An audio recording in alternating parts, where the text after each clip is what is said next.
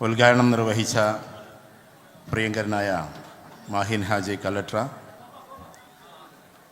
അതോടൊപ്പം തന്നെ ഇവിടെ ഈ ഫ്രീ ഡയാലിസിസ് പ്രൊജക്റ്റ് ലോഞ്ചിങ് നടത്താൻ അത് നൽകിയ പ്രിയപ്പെട്ട അബ്ദുറഹ്മാൻ സാഹിബ്, അത് സ്വീകരിച്ച എൻ്റെ പ്രിയങ്കരനായ സുഹൃത്ത് എന്നിവിടെ വിശേഷിപ്പിച്ച വർഷങ്ങളോളമായി ബന്ധമുള്ള പ്രിയപ്പെട്ട ലത്തീഫ് ഷാ ഉപ്പള, അതോടൊപ്പം എൻ്റെ ഒരുപാട് കാലങ്ങളായിട്ട് ബന്ധമുള്ള നിങ്ങളുടെ പ്രിയങ്കരനായ MLA, അതേപോലെ തന്നെ ഇവിടെ സ്വാഗത ഭാഷണം നടത്തിയ അനീഫ് CR, ബഷീർ പാറപ്പള്ളി, മറ്റ് നേതാക്കന്മാരെ, യഹിയ തളങ്കര സാഹിബിൻ്റെ പേരൊക്കെ ഇതിലുണ്ട്, അദ്ദേഹം ഇവിടെ ഇല്ല. ഇങ്ങനെ നിരന്തരമായി KMCCക്ക് വേണ്ടി വർക്ക് ചെയ്തുകൊണ്ടിരിക്കുന്ന പ്രധാനപ്പെട്ട നേതൃത്വങ്ങളെ, ഈ ലിസ്റ്റിൽ ധാരാളം ആളുകളുടെ പേരുണ്ട് വേദിയിൽ എന്ന് പറഞ്ഞിട്ട് എല്ലാവരുടെയും പേര് ഞാനിവിടെ പരാമർശിക്കുന്നില്ല. എല്ലാവരെയും പരാമർശിച്ചതായി പരിഗണിക്കണമെന്ന് മാത്രം പറഞ്ഞുകൊണ്ട്, വളരെ സമയബന്ധിതമായി പോകേണ്ടുന്ന ഒരു പരിപാടി സമയമില്ലാതെ അത് നിയന്ത്രണം വിട്ടു പോയിക്കൊണ്ടിരിക്കുകയാണ്. സത്യത്തിൽ എൻ്റെ പ്രസംഗത്തിൻ്റെ സമയം കഴിയാനുള്ള സമയമായി ഇപ്പോൾ, അപ്പോഴാണ് നമ്മൾ തുടങ്ങുന്നത്. അതൊക്കെ ചില ടെക്നിക്കൽ ഇഷ്യൂസ് ഉണ്ടാവും ചിലപ്പോൾ, അതൊക്കെ സ്വാഭാവികമാണ്. തന്നെയുമല്ല, ഇന്ന് പ്രധാനപ്പെട്ടൊരു പരിപാടിയിൽ എല്ലാ നേതാക്കന്മാരും പങ്കെടുത്തുകൊണ്ടാണ് ഇങ്ങോട്ട് എത്തുന്നത്. നമുക്കൊക്കെ അറിയാവുന്നത് പോലെ നമ്മുടെ നാട്ടിലെ പ്രധാനപ്പെട്ടൊരു നേതാവായിരുന്നൊരു മനുഷ്യൻ്റെ 7 വർഷം പിന്നിട്ടതിൻ്റെ ഒരു ദിവസം കൂടി ആയതുകൊണ്ട് അദ്ദേഹം ഉള്ള കാലത്തെ അദ്ദേഹത്തിൻ്റെ നാട്ടിൽ പോയി ഞാൻ സംസാരിച്ചിട്ടുണ്ട്. ഏതായിരുന്നാലും അദ്ദേഹത്തിൻ്റെ ഖബറിടം അല്ലാഹു വിശാലമാക്കി കൊടുക്കട്ടെ എന്ന് നമുക്ക് പ്രാർത്ഥിക്കാം. ഇവിടെ ഒരു കുടുംബ സംഗമമാണ് സംഘടിപ്പിച്ചിട്ടുള്ളത്. നേതാക്കന്മാരായാലും പ്രവാസികളായാലും അതുമായി ബന്ധപ്പെട്ട KMCCയുടെ കാസർഗോഡ് ജില്ലാ കമ്മിറ്റിയുടെ ഹല സിനാരിയോ എന്നാണ് ഇതിന് നിങ്ങൾ പേര് കൊടുത്തിട്ടുള്ളത്. ഹല എന്ന് പറഞ്ഞാൽ അഹ്ലൻ എന്നതിൻ്റെ ഷോർട്ടാണ് ഹല. അത് ഗൾഫുകാരായ നിങ്ങൾക്ക് ഞാൻ പഠിപ്പിച്ചു തരേണ്ട കാര്യമില്ല. സ്വാഗതം എന്നതാണ് ഹല എന്നതുകൊണ്ട് ഉദ്ദേശിക്കുന്നത്. അഹ്ലൻ എന്നതിൻ്റെ കൊളോക്കിയൽ അറബിക് ലാംഗ്വേജിൽ പെട്ടതാണ് ഹല എന്നതുകൊണ്ട് ഉദ്ദേശിക്കുന്നത്. സിനാരിയോ എന്ന് പറഞ്ഞാൽ 2-3 അർത്ഥങ്ങളുണ്ട്. ഒന്ന്, ദ കംപ്ലീറ്റ് സിനാരിയോ എന്ന് പറഞ്ഞാൽ വരാനിരിക്കുന്ന പദ്ധതിയുടെ ഒരുപാട് അക്യുമുലേഷൻ സാധനത്തെയാണ് സിനാരിയോ എന്ന് വിളിക്കാറുള്ളത്. എന്ന് പറഞ്ഞാൽ വരാനിരിക്കുന്ന ഒരുപാട് പദ്ധതികളുടെ ഒരുപാട് പ്രതീക്ഷകൾക്ക് സ്വാഗതം എന്നാണ് ഈ പരിപാടിക്ക് നിങ്ങൾ കൊടുത്തിട്ടുള്ള പേര് എന്നാണ് ഞാൻ ചോദിക്കാതെ തന്നെ മനസ്സിലാക്കിയിട്ടുള്ളത്. ഏതായിരുന്നാലും ശരി, അങ്ങനൊരു ബൃഹത്തായ പരിപാടി ഇവിടെ അതിൻ്റെ ആരംഭം കുറിക്കുകയും അതിൻ്റെ പര്യവസാനം സത്യത്തിൽ ഗൾഫിൽ നടക്കുകയും ചെയ്യുന്ന ഒരു സുന്ദരമായ മുഹൂർത്തത്തിനാണ് നമ്മളിന്നിവിടെ സാക്ഷ്യം വഹിക്കുന്നത്. സാക്ഷ്യം എന്ന് പറഞ്ഞാൽ നല്ല കണ്ണ് എന്നാണ് അർത്ഥം. അക്ഷം എന്ന് പറഞ്ഞാൽ കണ്ണ്, സാക്ഷ്യം എന്ന് പറഞ്ഞാൽ നല്ല കണ്ണുകൊണ്ടുള്ള കാണൽ എന്നതാണ്.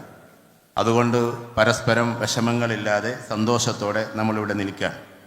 എനിക്ക് 8 മണി കറക്റ്റിന് ട്രെയിനാണ്. കാരണം കാസർഗോട്ടേക്കുള്ള യാത്ര എന്ന് പറഞ്ഞാൽ ഇപ്പോൾ മനുഷ്യന് പിന്നെ എന്താ പറയുക, ഒരു 1000 കിലോമീറ്റർ പോണ പോലുള്ളൊരു യാത്രയാണ് ഇപ്പോൾ മലപ്പുറത്ത് നിന്ന് ഇങ്ങോട്ട് എത്താൻ. അതുകൊണ്ട് ട്രെയിനിൽ തന്നെ എന്നെ വിടണം എന്ന് പറയുകയാണ്. ചില ആളുകൾ റിക്വസ്റ്റ് ചെയ്തു മഗ്‌രിബിന് ശേഷം കുറച്ച് സംസാരിച്ചൂടെ എന്നൊക്കെ.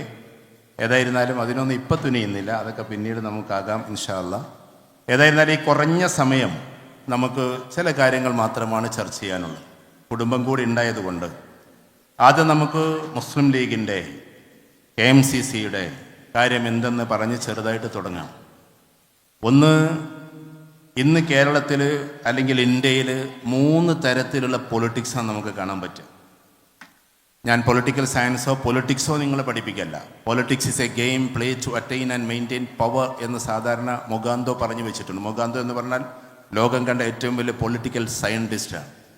അദ്ദേഹം പറയുന്നത് രാഷ്ട്രീയം ഒരു കളിയാണ്, അത് അധികാരം നേടിയെടുക്കാനും അത് നിലനിർത്താനുമുള്ള ഒരു ഗെയിമാണെന്നാണ്. മനസ്സിലായി? Politics it's a game play to attain and maintain power എന്നാണ്. പക്ഷെ അത് തെറ്റാണ് നമ്മെ സംബന്ധിച്ചിടത്തോളം. നമുക്കിതൊരു ഗെയിമൊന്നുമല്ല. പലർക്കും ഇത് ഗെയിമായിരിക്കും, ജീവിതത്തിൽ കളിക്കുന്ന കളി. പക്ഷേ ഇത് നിലനിൽപ്പിൻ്റെ ഒരു വല്ലാത്ത ശാസ്ത്രമാണ് നമ്മളിപ്പോൾ ഈ കൈകാര്യം ചെയ്തുകൊണ്ടിരിക്കുന്നത്. ഇന്ത്യയിൽ നടക്കുന്ന ഇത് സ്ത്രീകളും കൂടി ശ്രദ്ധിച്ച് കേൾക്കണം. രാഷ്ട്രീയം പറയുമ്പോൾ നമുക്ക് തോന്നിപ്പോകും ഇതൊന്നും ഞങ്ങൾ കേൾക്കേണ്ട കാര്യമില്ലല്ലോ, ഇത് ഈ KMCCക്കാർ കേൾക്കേണ്ടതല്ലേ എന്ന്. അവനവൻ്റെ ഉടലിൽ തല വേണോ എന്നുള്ള ചർച്ച നടക്കുന്നതാണ് ഇപ്പോൾ പൊളിറ്റിക്സ്. അല്ലാതെ പാലുണ്ടാക്കണോ റോഡുണ്ടാക്കണോ എന്നതല്ല ഇപ്പോഴത്തെ പൊളിറ്റിക്സ്.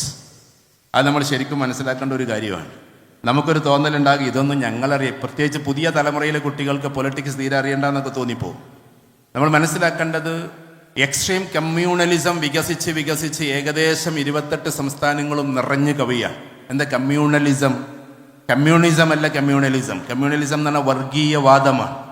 ആ വർഗീയവാദത്തിനെ വല്ലാതെ ഊക്കുകൾ കൂട്ടിയിട്ട് മറ്റൊരു വിഭാഗത്തിലൂടെ കൊണ്ടുവന്ന് NRC ഒക്കെ ഇൻട്രഡ്യൂസ് ചെയ്ത് അവസാനം അതെല്ലാം പൊട്ടി പാളീസായി എന്ന് തോന്നുന്ന സമയത്ത് മറ്റൊരു സമയത്തിലൂടെ, മറ്റൊരു രീതിയിലൂടെ, മറ്റൊരു സ്ട്രാറ്റജിയിലൂടെ അതിങ്ങനെ എന്താക്കുകയാണ്, ഇമ്പോസ് ചെയ്തുകൊണ്ടിരിക്കുകയാണ്. തെരഞ്ഞെടുപ്പ് വരുന്ന സമയത്ത് നമ്മുടെ എല്ലാം കാർഡുകൾ ചെക്ക് ചെയ്യുമ്പോൾ വെള്ളിപ്പാൻ്റെ പേരെന്ത് എന്ന് ചോദിക്കുമ്പോൾ ഇതിൽ പല ആൾക്കാർക്കും അറിയില്ല. അറിയോ? നിങ്ങൾ പറ. ഇതിൽ എത്ര പേർക്ക് ഉപ്പാൻ്റെ പേരറിയാം? Please raise the hands. ആത്മാർത്ഥതയോടുകൂടി പൊക്കണം, വെറുതെ പൊക്കരുത്. കാസർകോട്ടുകാർ നല്ല സത്യസന്ധന്മാരാണ് എന്നും, അതുകൊണ്ട് വളരെ കുറച്ച് ആൾക്കാരെ പൊക്കിയിട്ടുള്ളൂ. വെള്ളിപ്പാൻ്റെ പേര് ചോദിച്ചാൽ വെള്ളിപ്പാൻ്റെ പേര് എത്ര പേർക്കറിയാം? ആകെ 2-3 പേർക്കാണ് ഇപ്പോൾ ഇതിലറിയാം. അപ്പം നമ്മളോട് ഏകദേശം ഒരു 920 മുതൽ ഇങ്ങനെ വെള്ളിപ്പാൻ്റെ പേര് ചോദിച്ചാൽ നമുക്കറിയില്ല. പിന്നെ ഇങ്ങനെ അവരുടെ ആധാരങ്ങൾ ഉണ്ടാക്കും, എങ്ങനെ വോട്ടർ പട്ടികയിലേക്ക് നമ്മൾ കൊണ്ടുപോകും. ആ ഒരു അവസ്ഥയിൽ നമ്മൾ കൺഫ്യൂഷൻ ആക്കിയിട്ട് ഇങ്ങനെ പോകുന്ന ഒരു സമയത്തിലാണ് ഒരു ഭാഗത്ത് നമ്മൾ നിൽക്കുന്നത്. അതിൻ്റെ ഒരുപാട് സ്ട്രാറ്റജി അവിടെ അങ്ങനെ നടക്കുന്നു. എത്രത്തോളം എന്ന് ചോദിച്ചാൽ സിവിൽ സർവീസുകാരാണ് ബുദ്ധിരാക്ഷസന്മാർ എന്ന് നമ്മൾ വാഴ്ത്തപ്പെടുമ്പോഴും അവർക്ക് മുകളിൽ അഡ്മിനിസ്ട്രേറ്റേഴ്സിനെ വെച്ചിരിക്കുക. നമ്മളിൽ എത്ര പേര് അത് ശ്രദ്ധിച്ചെന്ന് എനിക്കറിഞ്ഞുകൂടാ.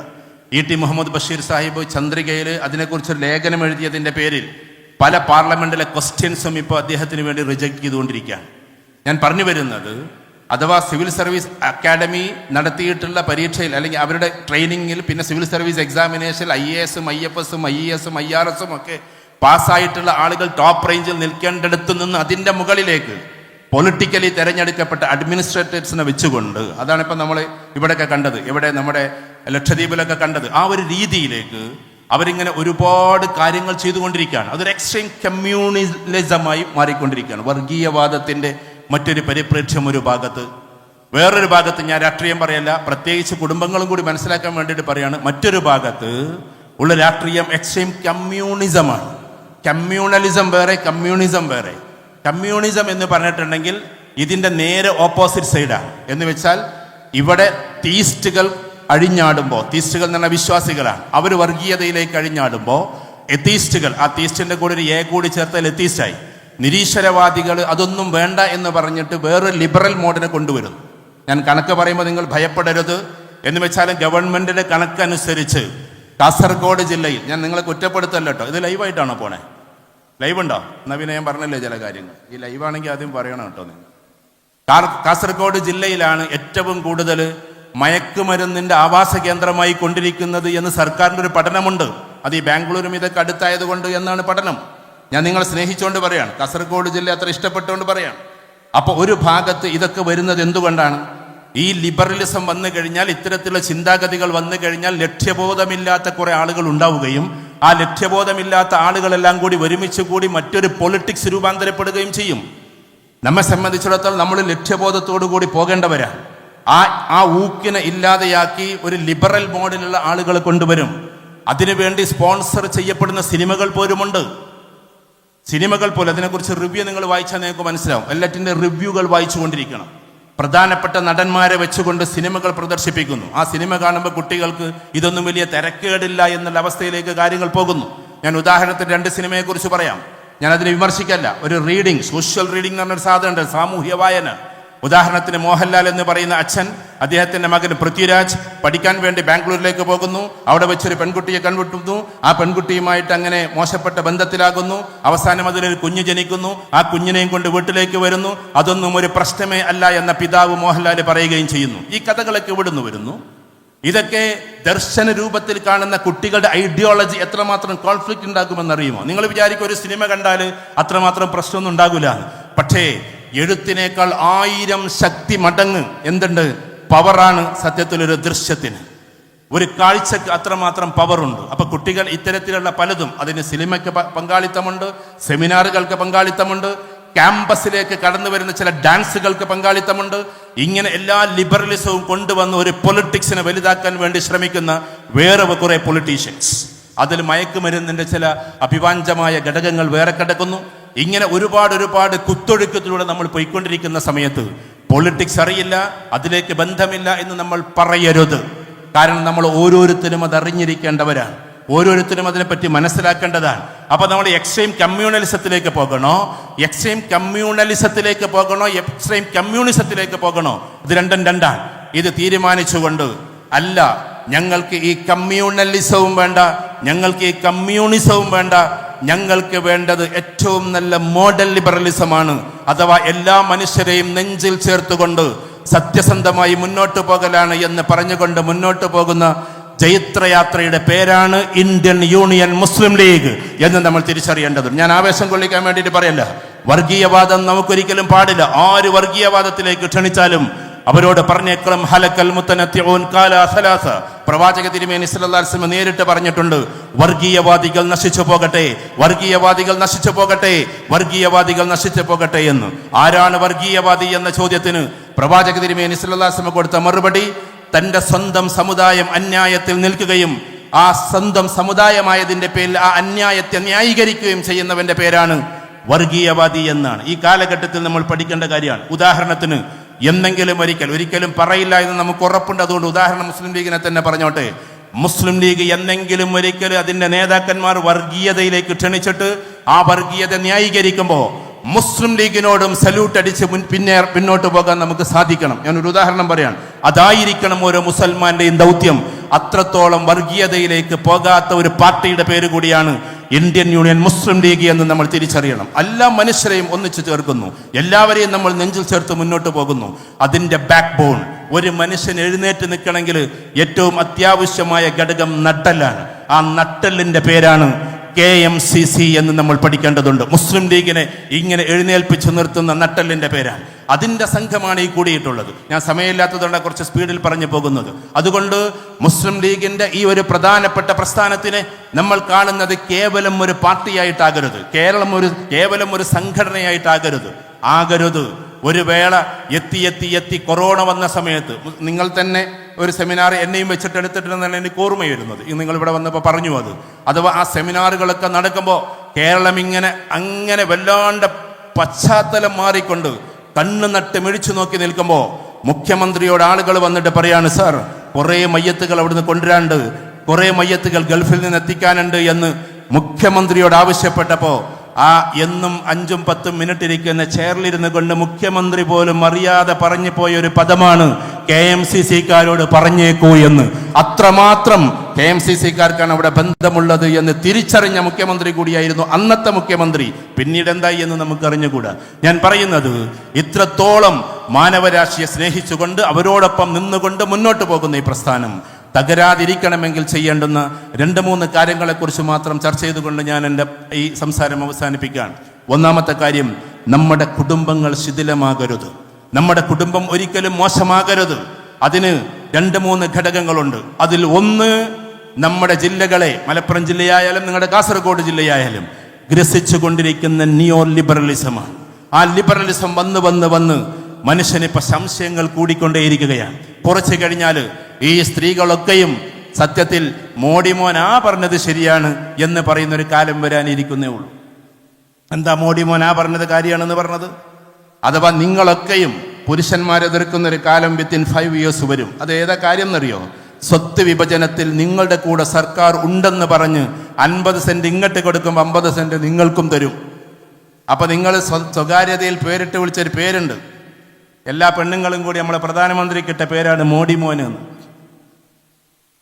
നിങ്ങളുടെ നാട്ടിലുണ്ടോന്ന് എനിക്കറിഞ്ഞുകൂടാ. മോഡിമോൻ ചെയ്ത കാര്യം നല്ലതാണ് എന്ന് പറയും. കാരണം എന്താ? സ്വത്തിന് ആണിന് കിട്ടുന്നത് പോലെ പെണ്ണിനും കിട്ടുന്നു.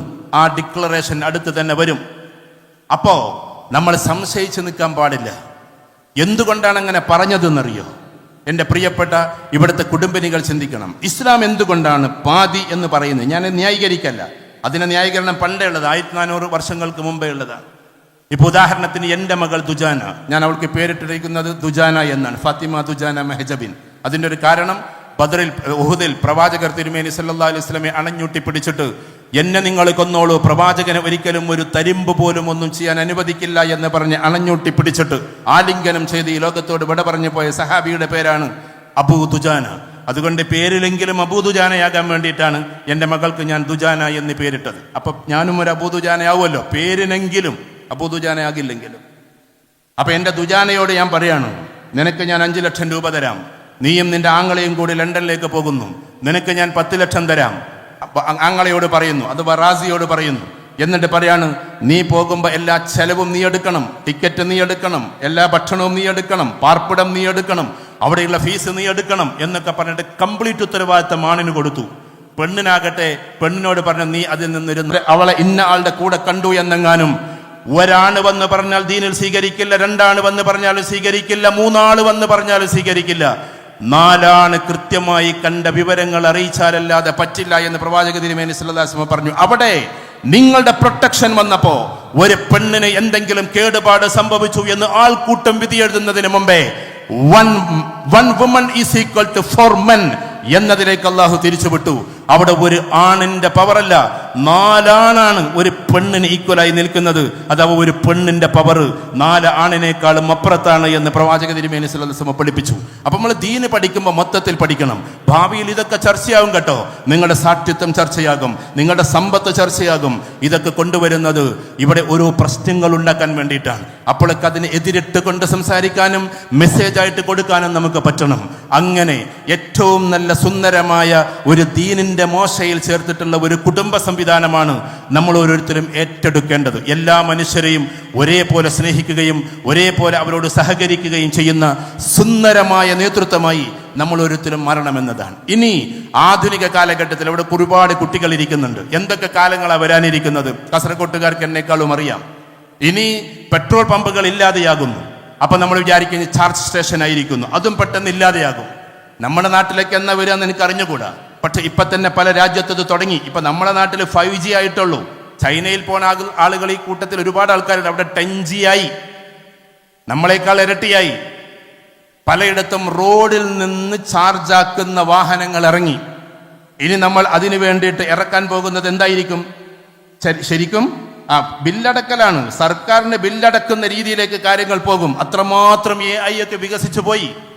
ബിസിനസ്സുകാരായിരിക്കുന്നവർ കൂടുതലും നമ്മുടെ ട്രഡീഷണൽ ബിസിനസ് അസ്തമിക്കാൻ പോകുന്നു എല്ലായിടത്തും. ഇപ്പൊ ഭാവിയിലൊക്കെ IPO ഒക്കെ ഇടണമെങ്കിൽ, ഇപ്പൊ പിന്നെ നമ്മളെ ലത്തീഫ്സൊക്കെ അറിയാം, IPOയിലേക്ക് നമുക്ക് ഇടണമെങ്കിൽ ആളുകളുടെ ഹിസ്റ്ററി പഠിക്കും, ലെഗസി നോക്കും, തലപ്പത്താരായിരിക്കുന്നു നോക്കും. അവന് 7ാം ക്ലാസ്സും ഗുസ്തിയുള്ളൂ എന്നുണ്ടെങ്കിൽ നമ്മുടെ കമ്പനി IPOയിലേക്ക് ഇടാൻ പറ്റൂല. നമ്മൾ അറിയണം, നമുക്ക് ചിലപ്പോൾ 4000 കോടിയുടെ ആസ്തി ഉണ്ടാകും. അതിനെ 40,000 കോടിയായിട്ട് IPOയിലൊക്കെ ഇടണമെന്നുണ്ടെങ്കിൽ ലെഗസി എന്ന് പറയുന്ന ഒരു പരിപാടിയുണ്ട്. നമ്മളൊരു വിചാരം എന്താണ്? വിദ്യാഭ്യാസം ഇല്ലെങ്കിലും ബിസിനസ് ചെയ്തിട്ട് മുന്നോട്ട് പോകാന്നുള്ളതാണ്. പക്ഷേ ലോകത്തിലെ ഏറ്റവും ടോപ്പ് MNC കമ്പനിയിൽ നമ്മുടെ കമ്പനി കൊളുത്തി വെക്കണമെങ്കിൽ ആരാണ് ഡയറക്ടേഴ്സ് എന്നുള്ള പഠനം നടത്തിക്കൊണ്ടിരിക്കുകയാണ്.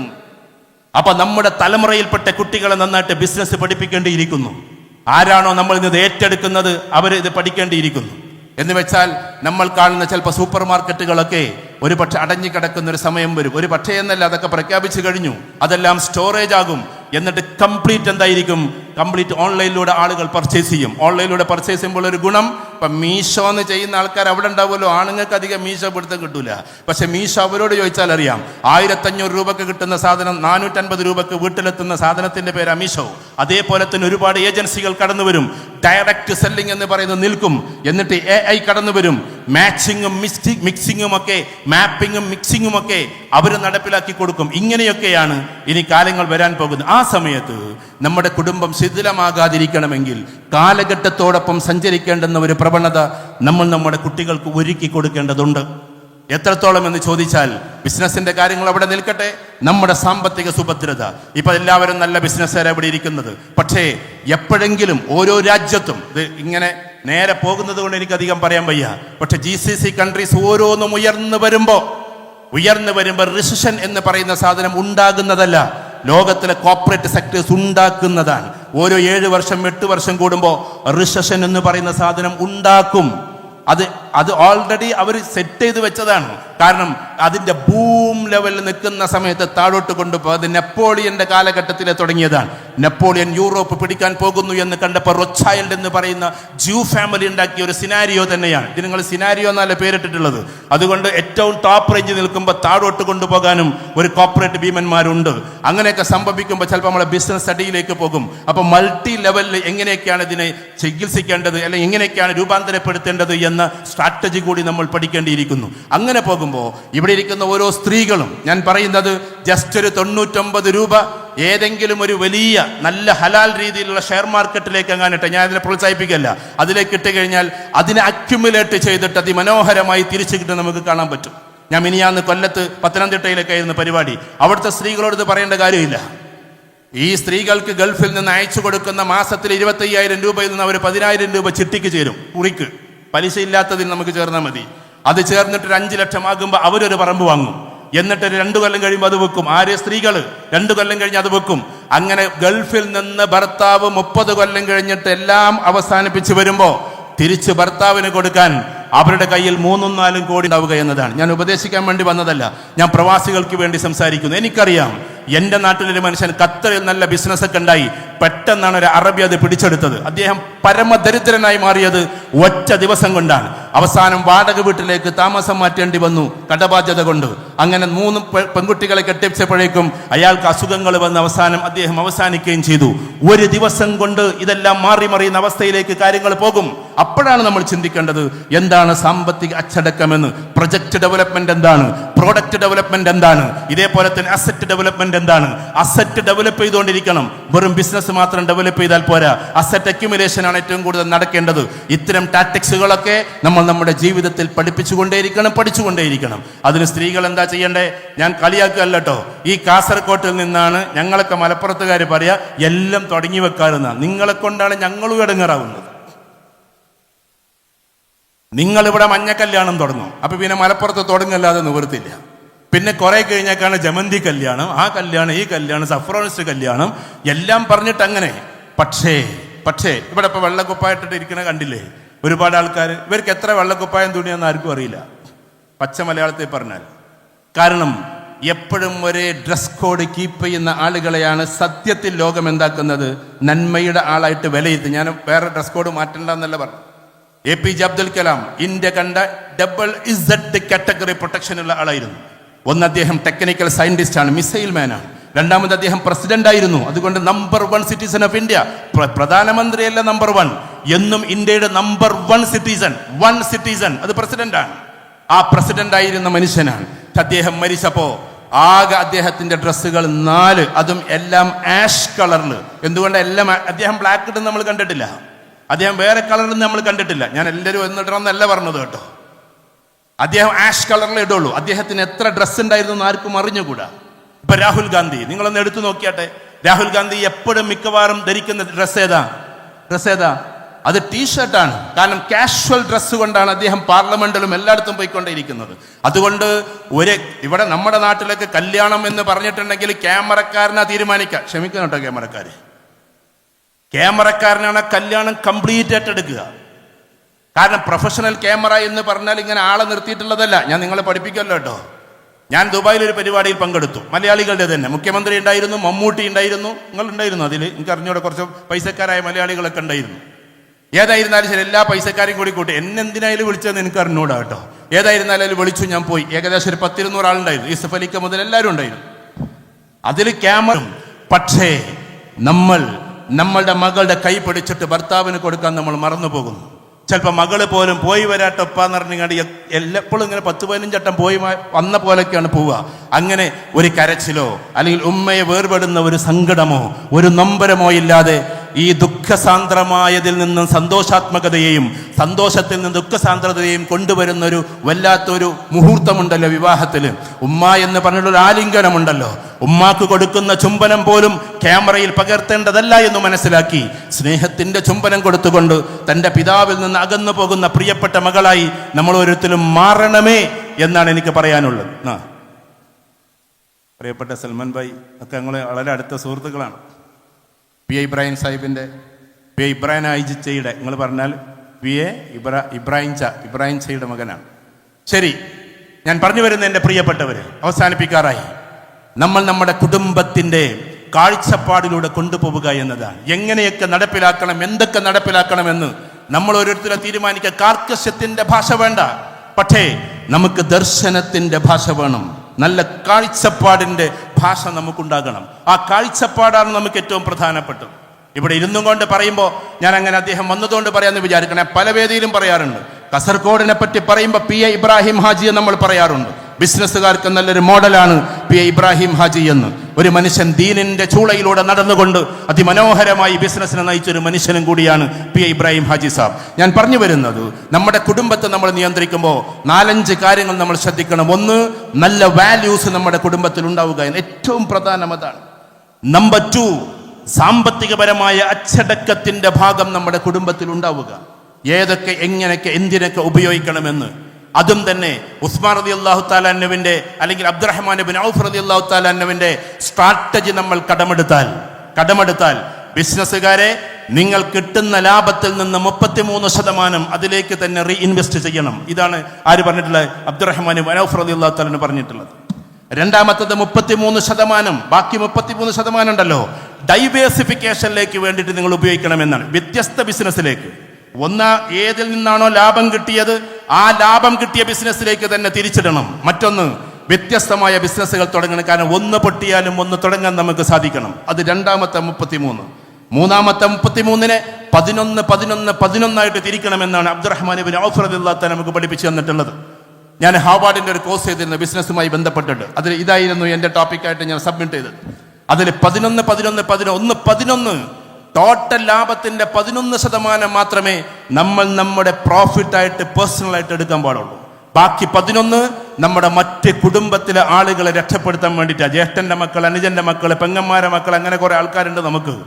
മൂന്നാമത്തെ 11 എന്ന് പറയുന്നത് സമൂഹത്തിന്റെ നന്മയ്ക്ക് വേണ്ടി, ഈ KMCC പോലെയുള്ള പഠനത്തിന് വേണ്ടി നമ്മൾ ചെലവാക്കേണ്ടതാണ്. അങ്ങനെ ചെയ്താൽ അബ്ദുറഹ്മാൻ ഇബ്നു ഔഫ് റളിയല്ലാഹു തആല പറഞ്ഞു, ഫുത്തിഹത് അബ്വാബുസ് സമാ, ആകാശത്തിന്റെ കവാടം നിങ്ങൾക്ക് വേണ്ടി തുറക്കപ്പെടുമെന്നാണ്. ഇന്ന് നമ്മുടെ പരിപാടി എന്താ? 1 കോടി നമ്മുടെ കയ്യിലുണ്ടെങ്കിൽ 3 കോടി രൂപയുടെ വീട് വെക്കും. എന്നിട്ട് 2 കോടി രൂപ പിന്നെ EMI അടച്ചങ്ങനെ പോവലാണ്. ജ്യേഷ്ഠന്റെ മോൻ അവിടെ കിടക്കുന്നുണ്ടാവും, പെങ്ങളെ മക്കൾ അവിടെയും കിടക്കുന്നുണ്ടാവും, പെങ്ങളെന്ന് നമ്മൾ വിളിക്കുന്നുണ്ടാവും, കുടുംബത്തിനെ നോക്കാതെ നമ്മൾ പോകുന്നുണ്ടാവും. ഞാൻ നിങ്ങളെ കുറിച്ചല്ല പറയുന്നത്. അതും കഴിഞ്ഞിട്ട് വേണം സത്യത്തിൽ നമ്മൾ KMCCയിലേക്ക് പോകാൻ. എനിക്ക് നല്ല ഉറപ്പുണ്ട്. 2000 വീട് അന്ന് പൂർത്തിയായപ്പോ പ്രിയപ്പെട്ട തങ്ങളുണ്ടായിരുന്നു കൂടെ. ദുബായിൽ വെച്ചിട്ട് ആ പരിപാടി നടന്നത് അദ്ദേഹത്തിന് തിരുവനന്തപുരത്ത് നിന്ന് ഒരു അവാർഡ് സ്വീകരിക്കാനുണ്ടായത് കൊണ്ട് അവിടെ നിന്ന് അങ്ങോട്ട് പോയി. അന്ന് 2000 വീട് തികഞ്ഞു. പിന്നെ അത് 5000-6000 ഒക്കെ ആയി. ബൈത്തുർ റഹ്മ. ആ സമയത്ത് സാദിഖ് അലി തങ്ങള് അത് കൊടുക്കുന്ന സമയത്ത് നമ്മൾ പല പ്രസംഗത്തിനും വേണ്ടി പോയപ്പോ അന്ന് 100 ദിർഹമും 500 ദിർഹമൊക്കെ എടുത്ത് നീട്ടുന്ന ആ കുട്ടികളെ കണ്ടാൽ അറിയാം അവർ ഇന്നേ വരെ അവരുടെ വീടിന് തറക്കല്ലിട്ടിട്ടില്ല എന്ന്. കേരളക്കര എന്ന് കേൾക്കുമ്പോൾ പോക്കറ്റുള്ള പൈസ എടുത്ത് കൊടുക്കാൻ, എവിടെയെങ്കിലും മണ്ണൊലിച്ചു എന്ന് കേൾക്കുമ്പോൾ ആ പാവങ്ങൾ എടുത്ത് കൊടുക്കാൻ. KMCCയിൽ സമ്പത്തുള്ള ആളുകൾ വളരെ കുറവാണ്. ബാക്കിയുള്ളവരൊക്കെ പാവങ്ങൾ തന്നെയാണ്, ബഹുഭൂരിപക്ഷം പാവങ്ങളാണ്. ആ പാവങ്ങൾ പോലും ഇത് കൊടുക്കുന്നത് ഈ കേരളക്കരയെ മോഹിച്ചുകൊണ്ടാണ്, ആഗ്രഹിച്ചുകൊണ്ടാണ്. നമ്മൾ പലപ്പോഴും നോക്കാറുണ്ട് എങ്ങനെയാണിത് തുടങ്ങുക, എങ്ങനെയാണിത് അവസാനിപ്പിക്കുക എന്നൊക്കെ. ഒരിക്കൽ ഒരു രാജ്യക്കാരനെ വിളിച്ച് ഞാൻ എപ്പോഴും സൂചിപ്പിച്ചിട്ടുണ്ട്, ഞങ്ങൾക്ക് ഇവിടെ KMCC തുടങ്ങണം സാറേ, നിങ്ങളൊന്ന് വരുമോ എന്ന് ചോദിച്ചപ്പോൾ, എടാ ഞാൻ KMCCൻ്റെ ആരുമല്ല, ഞാൻ മുസ്ലിം ലീഗിൻ്റെ ആരുമല്ല, അതുകൊണ്ട് ഞാൻ തന്നെ വരണോന്ന് ചോദിച്ചു. അവസാനം പറഞ്ഞു നിങ്ങൾ വരണം, കാരണം ഇവിടെ എല്ലാവരും കൂടുമ്പോൾ അവിടുന്ന് KMCC അവിടുന്ന് ഉണ്ടാക്കാനേ പറ്റുള്ളൂ. ആദ്യമേ KMCC പറഞ്ഞ് ഞങ്ങൾ വിളിക്കുന്നില്ല, അങ്ങനെ ഇന്നാളൊക്കെ വിളിക്കാൻ പറഞ്ഞു. ഞങ്ങൾ രണ്ടാളും കൂടി പോയി. അങ്ങനെയാണ് ഓസ്ട്രേലിയയിൽ ആദ്യമായിട്ട് KMCC രൂപാന്തരപ്പെടുത്തിയത്. പ്രിയപ്പെട്ട മെൽബെള്ളെ, അവിടുത്തെ MBA കുട്ടികളൊക്കെ അടങ്ങുന്ന ഒരു സംഘം. അവിടുത്തെ ഒരു മനോഹാരിത എന്താന്ന് ചോദിച്ചാൽ അതും കൂടി നിങ്ങളോട് പറയാണ്. കേരളത്തിൽ നിന്ന് പോയിട്ടുള്ള ആളുകൾ എവിടെയൊക്കെ ഉണ്ടോ, US-ലുണ്ട്, UK-യിലുണ്ട്, ബ്രിട്ടൻ KMCCന്റെ പരിപാടിക്ക് നമ്മൾ പോയിട്ടുണ്ട്, വ്യത്യസ്ത രാജ്യങ്ങൾ, ജർമ്മനിയിലുണ്ട്, എല്ലായിടത്തും ഉണ്ട്. പക്ഷേ ആദ്യം തുടങ്ങുന്നത് അവിടെ, അത് ഓസ്ട്രേലിയയിൽ ആദ്യം തുടങ്ങാൻ. പക്ഷെ ഒരു കാര്യം നമ്മൾ മനസ്സിലാക്കണം, എല്ലായിടത്തും പ്രസിഡന്റും സെക്രട്ടറി ഒക്കെ ഉണ്ടാകും. പറയുമ്പോൾ വിവാദമായിട്ട് നിങ്ങൾ വിചാരിക്കരുത് കേട്ടോ. പക്ഷെ ഇന്നേ വരെ ഒരു പ്രസിഡന്റും സെക്രട്ടറിയും ഇല്ലാത്ത ഒരേ ഒരു KMCC മാത്രമേ ഈ ഗ്ലോബിലുള്ളൂ, ഈ ലോകത്തിലുള്ളൂ. അത് ഓസ്ട്രേലിയൻ KMCC മാത്രമാണ്. കാരണം പ്രസിഡന്റും സെക്രട്ടറി ആയാൽ എല്ലാവർക്കും അതിൽ കയറിയിരിക്കാൻ ഒരു മോഹം ഉണ്ടാവും. അതുവഴി ചിലപ്പോൾ എന്തെങ്കിലുമൊക്കെ പ്രശ്നം ഉണ്ടാവും എന്ന് വിചാരിച്ചിട്ട് നമ്മൾ ആരെയും പ്രസിഡന്റും ആക്കിയിട്ടില്ല, ആരെയും സെക്രട്ടറി ആക്കിയിട്ടില്ല. അത് രൂപീകരിച്ചിട്ട് പകലും ഒരു കാര്യം നമ്മളോട് ആവശ്യപ്പെടുന്ന സമയത്ത് ഒരിക്കലും നിങ്ങൾ അതിന് വിമുഖത കാണിക്കരുത്. പ്രത്യേകിച്ച് സ്ത്രീകളോട്. ഞാനിവിടെ പിരിവിൻ്റെ കാര്യത്തിന് ഞാൻ ഒരു ജീവിതത്തിൽ ഒരിക്കലും പ്രസംഗത്തിൽ പിരിവ് ഞാൻ നടത്തിയിട്ടില്ല.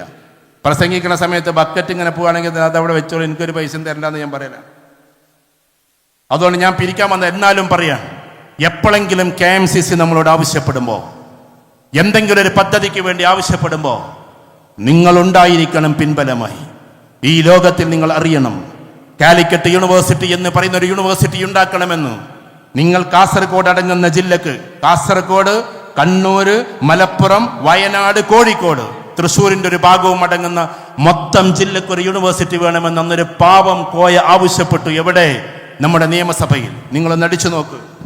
ആ സമയത്ത് അന്നത്തെ ആള്, ഈ അടുത്തിടെ മരിച്ചുപോയ ആള് വരെ അന്നുണ്ടാ ചോദ്യം ചോദിച്ചതിൽ, കൊട നന്നാക്കുന്നവർക്ക് എന്തിനാണ് യൂണിവേഴ്സിറ്റി? നമ്മളെല്ലാവരെയും, കാസർകോട്ടുകാരെയും മലപ്പുറത്തുകാരെയും വെറും കൊട നേരാക്കുന്ന ആളുകളായി, കൊടക്കമ്പി നേരെയാക്കുന്ന ആളുകളായി മാറ്റി. അന്ന് കൊട നന്നാക്കുന്നവർക്ക് എന്തിനാണ് യൂണിവേഴ്സിറ്റി? അഥവാ 3ാം ക്ലാസ്സും കുസ്തിയൊക്കെയല്ലേ ഉള്ളൂ, ഇപ്പൊ തന്നെ നിങ്ങളൊക്കെ ഇതിനെക്കുറിച്ച് ആലോചിക്കുകയാണോ എന്നുള്ളതായിരുന്നു ചോദ്യം. അന്ന് തിരുവനന്തപുരത്ത് നിന്ന് പത്മിനി കാറിൽ അത്തോളിയിൽ വന്നിറങ്ങുന്നത് വരെ ആ പാവം മനുഷ്യൻ കരഞ്ഞു. ഇവിടെ ലത്തീഫ് ഷാ പറഞ്ഞല്ലോ, ഈ KMCC-യും CH സെന്ററും ഒക്കെ ഒരു നാണയത്തിന്റെ 2 ഇരുവശങ്ങളാണ് എന്നും. ആ പാവം മനുഷ്യൻ കരഞ്ഞു. അന്ന് മുതൽ പ്രസംഗിച്ചിട്ടുണ്ട്. ചരിത്രം നിങ്ങൾ പരിശോധിക്കൂ.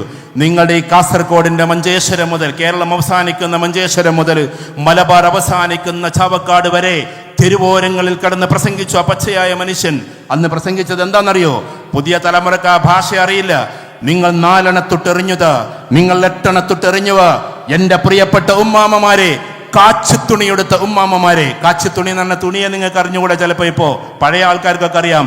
അതിനൊരു കോന്തലയുണ്ടായിരുന്നു. കോന്തലയിൽ കെട്ടുക എന്നാ പറയാ. 4 അണ എന്ന് പറഞ്ഞ 25 പൈസ, 8 അണ എന്ന് പറഞ്ഞ 50 പൈസ. അത് ഈ കോന്തലയിലെ കെട്ടിവെക്ക സ്ത്രീകള്. നിങ്ങളുടെ കോന്തലയിൽ കെട്ടിവെച്ച 50 പൈസ അഥവാ നാണയത്തൊട്ടുകൾ എറിഞ്ഞത് 4 അണയുടെ 8 അണയുടെ.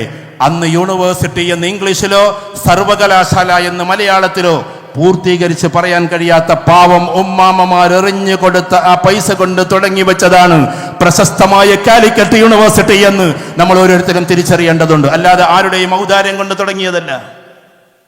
നിങ്ങൾ ഇവിടെ നിന്ന് പോയിട്ട് വീട്ടിൽ പോയിട്ട് ഞാൻ വിദ്യാർത്ഥികളോട് പറയുന്നു, നിങ്ങൾ ലീഗുകാരുടെ പ്രസംഗം കേൾക്കല്ലേ, KMCC-ക്കാരുടെ പ്രസംഗം കേൾക്കല്ലേ. ഈ കാര്യത്തിൽ നിങ്ങൾ പോയിട്ട് ജസ്റ്റ് വീട്ടിൽ പോയിട്ടൊന്ന് ഗൂഗിൾ ചെയ്ത് നോക്ക്, who is the founder of Calicut university എന്ന്. ആ ഗൂഗിൾ നിങ്ങൾക്ക് മറുപടി പറഞ്ഞു തരും. ChatGPT-യുടെ പ്രൈമും നോർമലും നിങ്ങൾക്ക് മറുപടി പറഞ്ഞു തരും. ഒരേ ഒരു മറുപടി, CH Muhammad Koya is the founder of Calicut university എന്നും. ആ യൂണിവേഴ്സിറ്റിയിൽ നിന്നാണ് പിന്നീട് നമ്മളെല്ലാവരും ഡിഗ്രി പഠിച്ച് PG പഠിച്ച് പുറത്തിറങ്ങുന്നത്. അതുകൊണ്ട് CH മുഹമ്മദ് കോയ സാഹിബ് സ്വപ്നം കണ്ടതുപോലെ KMCC-യുടെ വക്താക്കളോട് ഞാൻ പറയുന്നു, നമ്മുടെ ഭാവിയിലുള്ള തലമുറ മാസ്മരിക വിദ്യാഭ്യാസം കഴിഞ്ഞ ആളുകളായിരിക്കണം. നാളെ നിങ്ങൾ KMCC-ക്കാർ ഇവിടെ വന്നിട്ട് ആദരിക്കപ്പെടുന്ന സമയത്ത് ആദരിക്കുമ്പോ ഒരുപാട് IITians വന്നിട്ടായിരിക്കണം ഇവിടെ നിന്ന് ഈ ആദരം ഏറ്റുവാങ്ങേണ്ടത്. കാരണം ഈ കാണുന്ന കാസർഗോഡ് ജില്ലയുടെ KMCC-യുടെ ആ ഒരു പ്രബലമായ പിന്താങ്ങ് കൊണ്ട് ഏറ്റവും കൂടുതൽ ആളുകൾ ഇറങ്ങേണ്ടത് IIT-യിൽ നിന്നാണ്. എന്താ IIT-യുടെ പ്രത്യേകത? നമുക്ക് IIT എന്നൊക്കെ പറഞ്ഞാൽ ചിലപ്പോൾ ചെറുതായിട്ടൊക്കെ തോന്നും. സൂര്യനാരായണൻ, അദ്ദേഹത്തിന്റെ മകൻ, അദ്ദേഹം ഇൻഫോസിസിന്റെ ചെയർപേഴ്സണാണ്. അദ്ദേഹം US-ൽ കൊണ്ടുപോയിട്ട് മകനെ ചേർത്തത് പഠിക്കാൻ. അങ്ങനെ ഒരിക്കലും മകനെ കാണാൻ വേണ്ടി US-ൽ പോയി. അതും കൂടി നിങ്ങളൊന്ന് വായിക്കണം. അതിന്റെ കൂട്ടത്തിൽ US-ൽ പോവാണ് മകനെ കാണാൻ. ആ സമയത്ത് അവിടെ നിന്ന് ചോദിക്കുകയാണ്, നിങ്ങൾ എന്താ സാർ ഇന്ത്യയിലെ ഇത്രയും വലിയ സ്ഥാപനങ്ങളൊക്കെ ഉണ്ടായിട്ട് US-ൽ കൊണ്ടുവന്ന് ചേർത്തത് എന്ന പത്രക്കാരുടെ ചെറുതായിട്ടൊരു കൊളുത്തി വലിഞ്ഞ ഒരു ചോദ്യം. അത് അന്ന് മറുപടി എന്താ കൊടുത്തതെന്നറിയോ? IIT-യുടെ എൻട്രൻസ് എക്സാമായ JEE പാസ്സാകാത്തത് കൊണ്ട് എന്നാണ്. ജോയിന്റ് എൻട്രൻസ് എക്സാം പാസ്സാകാത്തത് കൊണ്ട്. അതുകൊണ്ട് IIT-യെ നമ്മൾ ചെറുതാക്കണ്ട. നിങ്ങളറിയോ, ഇന്ന് ലോകത്തിലെ ഏറ്റവും ടോപ്പ് മദർ കമ്പനി അത് ആൽഫബറ്റ് ആണ്. അതിന്റെ ഒരു കമ്പനിയാണ് ഗൂഗിള്. ആ ആൽഫബറ്റിന്റെ തലക്കത്തിരിക്കുന്നത് ആരാന്നറിയോ? ഈ പറയുന്ന IIT-യിൽ നിന്നും ഇറങ്ങിയിട്ടുള്ള ആളാണ്. അദ്ദേഹത്തിന്റെ പേരാണ് സുന്ദർ പിച്ചേ. അതുകൊണ്ട് നമ്മുടെ കുട്ടികൾ അടുത്ത കാലഘട്ടത്തിൽ ഉയർന്നു പോകട്ടെ, അതിനുള്ള പദ്ധതികൾ നമ്മൾ തയ്യാറാക്കണം. എങ്ങനെയാണ് നമ്മുടെ കുട്ടികളെ JEE എഴുതിപ്പിച്ചിട്ട് അതിമനോഹരമായി IIT-യിൽ എത്തിക്കുക എന്ന് നമ്മൾ ചർച്ച ചെയ്യണം. നിങ്ങളിപ്പോൾ ഇവിടെ അതിമനോഹരമായി ഡയാലിസിസ് സെന്ററിന് 10 ലക്ഷം രൂപ കൊടുത്തല്ലോ. ഞാൻ അതിനൊന്ന് തലതിരിച്ച് പറഞ്ഞോട്ടെ. നല്ലത്, ഏറ്റവും നല്ല രീതിയിൽ എല്ലാ പ്രാർത്ഥനകളും നിങ്ങളുടെ കൂടെ ഉണ്ടാകുന്നു. എല്ലാ രീതിയിലും അതിനെ അനുമോദിച്ചുകൊണ്ടും ശ്ലാഘിച്ചുകൊണ്ടും പറഞ്ഞോട്ടെ, എങ്ങനെയാണ് കിഡ്നി രോഗം ഇല്ലാതിരിക്കുക എന്നുള്ള ഒരു സെമിനാറെങ്കിലും നമ്മൾ നടത്തിയിട്ടുണ്ടോ? പ്രൊആക്റ്റീവായിട്ട് പോകണം, നമ്മൾ റിയാക്റ്റീവായിട്ട് പോകണം. കുറേ ആൾക്കാർക്ക് ഈ രോഗം വന്നിട്ട് ഡയാലിസിസ് സെന്ററിൽ തുടങ്ങലല്ല അതിൻ്റെ രീതി. വരാനിരിക്കുന്ന ആളുകൾക്ക് അതെങ്ങനെ വരാതിരിക്കുക എന്നതിൻ്റെ ഭക്ഷണ ക്രമീകരണങ്ങളും അവിടെ അച്ചടക്കപരമായ രീതിശാസ്ത്രങ്ങളും എങ്ങനെയാണ് പാലിക്കേണ്ടത് എന്ന സെമിനാറുകൾ നടക്കട്ടെ. ആ സെമിനാറിൽ അറ്റൻഡ് ചെയ്തിട്ടുള്ള ആളുകളുടെ ജീവിതശൈലി മാറിയിട്ടെങ്കിലും വിധി എന്ന് പറഞ്ഞാൽ, അപ്പം നിങ്ങൾ വിചാരിക്കും അതൊക്കെ പടച്ചോന്റെ വിധി ഉണ്ടെങ്കിൽ നടക്കൂലേ? പടച്ചോന്റെ വിധി 2 എണ്ണമാണ്. വളരെ ശ്രദ്ധിച്ച് കേൾക്കണം. ഒന്ന്, ഖദ്റെ മജ്ബൂരി, മറ്റൊന്ന് ഖദ്റെ ഇഖ്തിയാരി. അത് നമ്മൾ തെറ്റരുതൊരിക്കലും. ഈ ബിൽഡിങ്ങിന്റെ മുകളിൽ കയറിയിട്ട് താഴോട്ട് ചാടിയിട്ട് ഞാൻ പറയാണ് ഇത് പടച്ചോന്റെ വിദ്യ എന്ന് പറഞ്ഞാൽ ഇറ്റ് ഈസ് സൂയിസൈഡ്. അത് ആത്മഹത്യയാണ്. അതിന് തെറ്റുണ്ട്, കുറ്റമുണ്ട്, ശിക്ഷയുണ്ട് പടച്ചോന്റെ അടുത്തുനിന്ന്. അങ്ങനെ ചാടാൻ പാടില്ല. ഇങ്ങനെ ഓടി വരുന്ന വണ്ടിയുടെ മുന്നിലേക്ക് കണ്ട് ചാടിയിട്ട് പടച്ചോന്റെ വിദ്യ എന്ന് പറഞ്ഞാൽ ആത്മഹത്യ ചെയ്യാൻ പാടുണ്ടോ? അതിന് തെറ്റുണ്ട്, കുറ്റമുണ്ട്, ശിക്ഷയുണ്ട് അള്ളാഹുവിന്റെ അടുക്കൽ നിന്ന്. അപ്പം മജ്ബൂരിയായിട്ട് വരുന്ന നമുക്ക് നിവൃത്തിയൊന്നുമില്ല. പക്ഷെ ഏറ്റവും കൂടുതൽ വിധി വരുന്നത് ഇഖ്തിയാറിലൂടെയാണ്. ഇഖ്തിയാർ തെരഞ്ഞെടുത്തിട്ടാണ്. അതുകൊണ്ട് തെരഞ്ഞെടുപ്പാണ് എന്ത് നമ്മുടെ കിഡ്നി രോഗങ്ങളിൽ പലതും. അതല്ലാതെയും വരാം. കാരണം അടിക്കടിയായിട്ട്, ഉദാഹരണത്തിന് രാവിലെ വെള്ളം കുടിക്കണമെന്ന് നമ്മളോട് സെമിനാറിൽ പറയും. അപ്പം നമുക്കത് പാലിക്കണമെന്ന് തോന്നും. ഏറ്റവും കൂടുതൽ ഇപ്പൊ 10 വയസ്സിന്റെയും 20 വയസ്സിന്റെയും അടുക്കളുള്ള കുട്ടികൾക്ക് ഡയാലിസിസ്. നിങ്ങൾക്ക് ആശുപത്രി നടത്തുന്നവരല്ലേ? 10-40 ആശുപത്രിയുടെ മേലെ അദ്ദേഹം നടത്തുന്നുണ്ട്. അതേപോലെ സ്കൂളുകൾ ഒരുപാട് ഇവിടെ നടത്തുന്നുണ്ട്. ഒന്ന് എഡ്യൂക്കേഷൻ, മറ്റൊന്ന് ഹെൽത്ത്. അപ്പൊ ഇതൊക്കെ നടത്തുമ്പോൾ നമുക്കറിയാം 20 വയസ്സിന് താഴെയുള്ള എത്രയോ ഡയാലിസിന്റെ കുട്ടികളാണ്. എന്താ കാരണം? നമ്മുടെ രക്ഷിതാക്കളുടെ ശ്രദ്ധയില്ലായ്മയാണ്. ഒരു പരിധിവരെ അതാണ്. പിന്നെയോ നമ്മൾ അറിയാണ്ട കുട്ടികൾക്ക് ഫാറ്റ് ലിവർ ഉണ്ടാക്കി കൊടുക്കുകയാണ്. ഒരു മുട്ടമാല ഉണ്ടാക്കും ഒരാൾക്ക് കഴിക്കാൻ, അതിൽ 11 മുടടും. പിന്നെ എങ്ങനെ ഫാറ്റ് ലിവർ വരാതിരിക്കുക? അപ്പൊ എങ്ങനെയാണ് ഭക്ഷണം ഉണ്ടാക്കേണ്ടത് എന്ന് കാസർകോട്ടുകാരെ ഭക്ഷണം എനിക്ക് ഭയങ്കര ഇഷ്ടമാണ്. ഇന്ന് കഴിക്കാനുള്ള വിധിയില്ല എന്നാണ് തോന്നുന്നത്. ഭയങ്കര ഇഷ്ടമാണ്. പക്ഷേ ഞാൻ സ്നേഹിച്ചുകൊണ്ട് പറയാട്ടോ, അല്ല ദേഷ്യപ്പെട്ടിട്ടല്ല. നിങ്ങൾ ടേസ്റ്റി ഫുഡിന്റെ ആളുകളാണ്, ഹെൽത്തി ഫുഡിന്റെ ആൾക്കാരല്ല. അങ്ങനെ പറയുമ്പോൾ നിങ്ങൾക്കൊന്നും തോന്നരുത്. ഞങ്ങളെ സ്നേഹിച്ചിട്ട് പറയാണ്, നിങ്ങൾ ടേസ്റ്റി ഫുഡിന്റെ ആളുകളാണ്, ഹെൽത്തി ഫുഡിന്റെ ആളുകളല്ല. അതുകൊണ്ട് നമ്മൾ ടേസ്റ്റി ഫുഡ് ഉണ്ടാക്കിക്കോളൂ. അത് ഹെൽത്തി ഫുഡും കൂടിയാണ് നമ്മൾ തിരിച്ചറിയണം. എൻ്റെ ഒരു സുഹൃത്തിൻ്റെ ഹസൈനാർ എന്ന് പറയും, ബ്രിട്ടീഷ് പൗരനാണ്. മീൻസ് അങ്ങനെ അവിടെ പാസ്പോർട്ടും കിട്ടി, അവിടുത്തെ പൗരത്വം കിട്ടി. ഞാൻ ഇങ്ങോട്ട് വരണമെങ്കിൽ ഇവിടുത്തെ ഇത് വേറെ വേണം. അങ്ങനെ മക്കളൊക്കെ അവിടെയാണ്. അദ്ദേഹം അവിടെ ക്രിയേറ്റീവ് ഷെഫാണ്. ഞാൻ അദ്ദേഹത്തോട് ചോദിച്ചു, KMCCന്റെ സെക്രട്ടറിയും കൂടിയുണ്ട്, അതും കൂടി പറഞ്ഞുതരാം. ബ്രിട്ടൻ KMCCയുടെയും ഓസ്ട്രേലിയൻ KMCCയുടെ ഒക്കെ പ്രധാനപ്പെട്ട സാരഥികളൊക്കെ എൻ്റെ വിദ്യാർത്ഥികളും കൂടിയാണ്. എൻ്റെ അടുത്ത് നിന്ന് MBA പഠിച്ചു പോയ കുട്ടികളാണ്. അപ്പോൾ ഞാൻ പറഞ്ഞു വരുന്നത്, സഫീർ ആകട്ടെ ബ്രിട്ടൻ KMCCയുടെ ഒക്കെ പ്രസിഡന്റ് സെക്രട്ടറിയും. ഈ അസൈനാർ ഉണ്ടല്ലോ, ഇവൻ ക്രിയേറ്റീവ് ഷെഫാണ്. ഞാൻ ചോദിച്ചു, എങ്ങനെയൊക്കെ ഫുഡ് ഉണ്ടാക്കുക? നമ്മളെ നാട്ടിലത്തെ പോലെ എങ്ങനെയെങ്കിലും ഉണ്ടാക്കാൻ പോലെ ഹെൽത്ത് കോമ്പിനേഷൻ എന്ന് പറഞ്ഞ സാധനം ഉണ്ട്, അത് വെച്ചിട്ടേ ഉണ്ടാക്കാൻ പാടും. നമ്മൾ കോമ്പിനേഷൻ നോക്കാറുണ്ടോ? എൻ്റെ പ്രിയപ്പെട്ട രക്ഷിതാക്കളോട്, ഇവിടെ ഇരിക്കുന്ന ആളുകളോട്, നമ്മുടെ കുട്ടികളെ കൊലയ്ക്ക് കൊടുക്കല്ലേ. CS സെന്റർ നിങ്ങൾ തിരുവനന്തപുരത്തപ്പോ ഞാൻ അവിടെ പോയിട്ടുണ്ട് 2-3 ക്ലാസ്സുകൾ എടുക്കാൻ. മുന്നിലിങ്ങനെ ഒരു ദിവസം ഒരു ഉമ്മാമ ഒരു കുട്ടിയെയും കൊണ്ട് എൻ്റെ അടുത്ത് വന്നിട്ട്, ഉസ്താദെ ഈ കുട്ടിയൊന്ന് മരിച്ചു കിട്ടാൻ നിങ്ങൾ ദുആ ചെയ്യുമോ? ഞാനൊരു പ്രസംഗത്തിൽ പറഞ്ഞിട്ടുണ്ട്. അത് 7-8 വയസ്സായ കുട്ടിനെ പൊക്കിക്കൊണ്ടിരാണ്. എന്നിട്ട് പറയാണ്, ഈ കുട്ടിയൊന്ന് മരിച്ചു കിട്ടാൻ നിങ്ങൾ എന്തെങ്കിലും ഒന്ന് ചെയ്ത് ദുആ ചെയ്ത് തരുമെന്ന്. കാരണം പേരക്കിടാവൊന്ന് മരിച്ചു. എന്താ കാര്യം? പാവത്തിന്റെ വേദനയും അലറിവിളിയും കേട്ടിട്ട് ഈ പാവം പെറ്റുമ്മക്ക് നോവുന്നതിനേക്കാൾ ചിലപ്പോൾ പോറ്റുമ്മക്ക് നോവുമെന്ന് പറയുന്നത് പോലെ ഈ വല്യമ്മ കരഞ്ഞ് കരഞ്ഞ് പേരക്കുടിയുടെ കരച്ചിൽ കേൾക്കാൻ വയ്യാതെ മരിച്ചു കിട്ടാൻ ദുആ ചെയ്യുമോ എന്ന് പറയുന്ന അവസ്ഥയിലേക്ക് എത്തി. എന്തുകൊണ്ടെത്തി? പലപ്പോഴും നമ്മൾ ചിന്തിക്കേണ്ടത് ആ കുട്ടിയാകില്ല ഒരു പക്ഷെ അതിന്റെ കാരണം മറ്റു പലതുമാകാം. അതുകൊണ്ട് ആ കാരണങ്ങളൊക്കെ ഇല്ലാതെ ആക്കിയിട്ടും അള്ളാഹു തരുന്നുവെങ്കിൽ പിന്നെ സ്വീകരിക്കലല്ലാതെ നിവൃത്തിയില്ല. മജ്ബൂരിയിലേക്ക് കടന്നാൽ പിന്നെ നിവൃത്തിയില്ല. പക്ഷേ ഇഖ്തിയാർ നമ്മൾ തിരഞ്ഞെടുക്കരുത്. അതുകൊണ്ട് കുടുംബജീവിതം നയിക്കുമ്പോൾ ഹെൽത്ത് എന്ന് പറയുന്ന കോൺഷ്യസ് നമുക്കുണ്ടാക്കണം, ഫിനാൻസ് എന്ന് പറയുന്ന കോൺഷ്യസ് നമുക്കുണ്ടാകണം, ഇതേപോലെ തന്നെ എഡ്യൂക്കേഷൻ എന്ന് പറയുന്ന കോൺസെപ്റ്റ് ഉണ്ടാകണം. അതിലേറെ ഉപരിയായി എല്ലാവരിലും ദീനുണ്ടാകണമെന്ന കോൺസെപ്റ്റ് നമുക്കുണ്ടാകണം. അറിയാതെ നമ്മളെ വീട്ടിൽ നിന്ന് പടിയിറങ്ങിക്കൊണ്ടിരിക്കുകയാണ്. ഞാൻ വീണ്ടും ആവർത്തിച്ചു പറയാൻ കാരണം എന്താ? ഒന്ന് ലിബറലിസ്റ്റുകളാണ്. അവരിങ്ങനെ ഓരോ ചോദ്യം ചോദിക്കുകയാണ്. ആ ചോദ്യത്തിൽപ്പെട്ട പ്രധാനപ്പെട്ട ഒരു ചോദ്യമാണ് എന്ത്? ഇപ്പൊ കണ്ടില്ലേ നിങ്ങൾ അങ്ങനെ ഇങ്ങനെ എന്നൊക്കെ പറഞ്ഞാൽ ആരിഫുദ്ദീൻ അവിടെ നിന്ന് ആരിഫ് ഹുസൈൻ അവിടെ നിന്ന് ചോദിക്കുന്നു, മറ്റൊരു ഇവിടെ നിന്ന് ചോദിക്കുന്നു. കുട്ടികൾ അന്തിച്ചു നിൽക്കുകയാണ്. അതുകൊണ്ട് എനിക്ക് എല്ലാ സംഘടനക്കാരോടും, ഇത് ക്യാമറയുടെ നാളെ ആളുകൾ അറിയായിരിക്കും, എനിക്ക് പ്രത്യേകിച്ച് ഒരു സംഘടനയുമായി ബന്ധമില്ല. ഞാൻ എല്ലാ സംഘടനക്കാരോടും ഒരേപോലെ നിൽക്കുന്ന ആളാണ്. അതുകൊണ്ട് ഈ കുട്ടികളെ കൗൺസിലിംഗ് നടത്തി വരുന്ന ഒരു ചെറിയ വ്യക്തി എന്നുള്ള നിലക്ക് ഞാൻ നിങ്ങളോട് പറഞ്ഞോട്ടെ, ഒരുപാട് കുട്ടികളുടെ കേസറിയുന്ന കൂട്ടത്തിൽ അറിഞ്ഞോട്ടെ, ദയവ് ചെയ്തിട്ട് മതസംഘടനകൾ പരസ്പരം തർക്കിക്കാതിരിക്കുക. ആ തർക്കത്തിൽ നഷ്ടപ്പെടുന്നത് നമ്മുടെ കുട്ടികളുടെ കോൺഫിഡൻസ് ആണ് എന്ന് നമ്മൾ തിരിച്ചറിയേണ്ടതുണ്ട്. കോൺഫിഡൻസ് ആണ്. നമുക്ക് വേണമെങ്കിൽ അങ്ങോട്ടും ഇങ്ങോട്ടൊക്കെ പറഞ്ഞിട്ട് പുലമ്പാം, അങ്ങോട്ടും ഇങ്ങോട്ട് ദേഷ്യപ്പെടാം, പരസ്പരം വാഗ്വാദത്തിൽ ഏർപ്പെടാം. പക്ഷേ ഈ മതസംഘടനകളുടെ ഈ വാഗ്വാദത്തിൽ തകർന്നു പോകുന്നത് പാവപ്പെട്ട കുട്ടികളുടെ കോൺഫിഡൻസ് ആണ്. ഫറൂഖ് കോളേജിൽ ക്ലാസ് എടുക്കുമ്പോൾ ഞാൻ കുട്ടികളോട് ചോദിച്ചിട്ടുണ്ട്, കുട്ടികൾ ബഹുഭൂരിപക്ഷവും പറയുന്നത് എത്തീസ്റ്റുകളുടെ ക്ലാസ് കൊണ്ടൊന്നുമല്ല, ഇവരുടെ പരസ്പരമുള്ള തല്ലുകൊണ്ടാണ് ഞങ്ങൾ ബാക്കോട്ട് പോകുന്നത് എന്നാണ്. എനിക്ക് ആരോടും വിരോധമില്ല, ആരോടും പ്രത്യേകിച്ച് കമ്മിറ്റ്മെന്റുമില്ല. അതുകൊണ്ട് സ്നേഹത്തോടു കൂടി പറഞ്ഞോട്ടെ, എല്ലാവരെയും ഒന്നിച്ചിരുത്താൻ നമുക്ക് പറ്റണം. സംഘടനാപരമായ സങ്കുചിതത്വമില്ലാതെ എല്ലാം തുറന്നു പറഞ്ഞു എല്ലാവരെയും ഒന്നിച്ചു നിർത്താൻ പറ്റുന്ന പ്ലാറ്റ്ഫോമിന്റെ ഒരേ ഒരു പേര് ഇന്ത്യൻ യൂണിയൻ മുസ്ലിം ലീഗ് എന്നാണ്. അത് അങ്ങനെ തന്നെ നമ്മൾ തീരുമാനിക്കണം. എല്ലാവർക്കും ഒന്നിച്ചിരിക്കാനുള്ള വേദിയാണ് അത്. അതിനൊരിക്കലും തകർത്തെറിയരുത്. ഒരു സംഘടന തകരുന്നത് എപ്പോഴാണെന്നറിയോ? സംഘടന തകരുന്നത് എപ്പോഴാ? സത്യത്തിൽ രണ്ട് കാരണങ്ങളെ കൊണ്ടാണ്. ഒരു ബിൽഡിംഗ് തകരുന്നത് എപ്പോഴാ?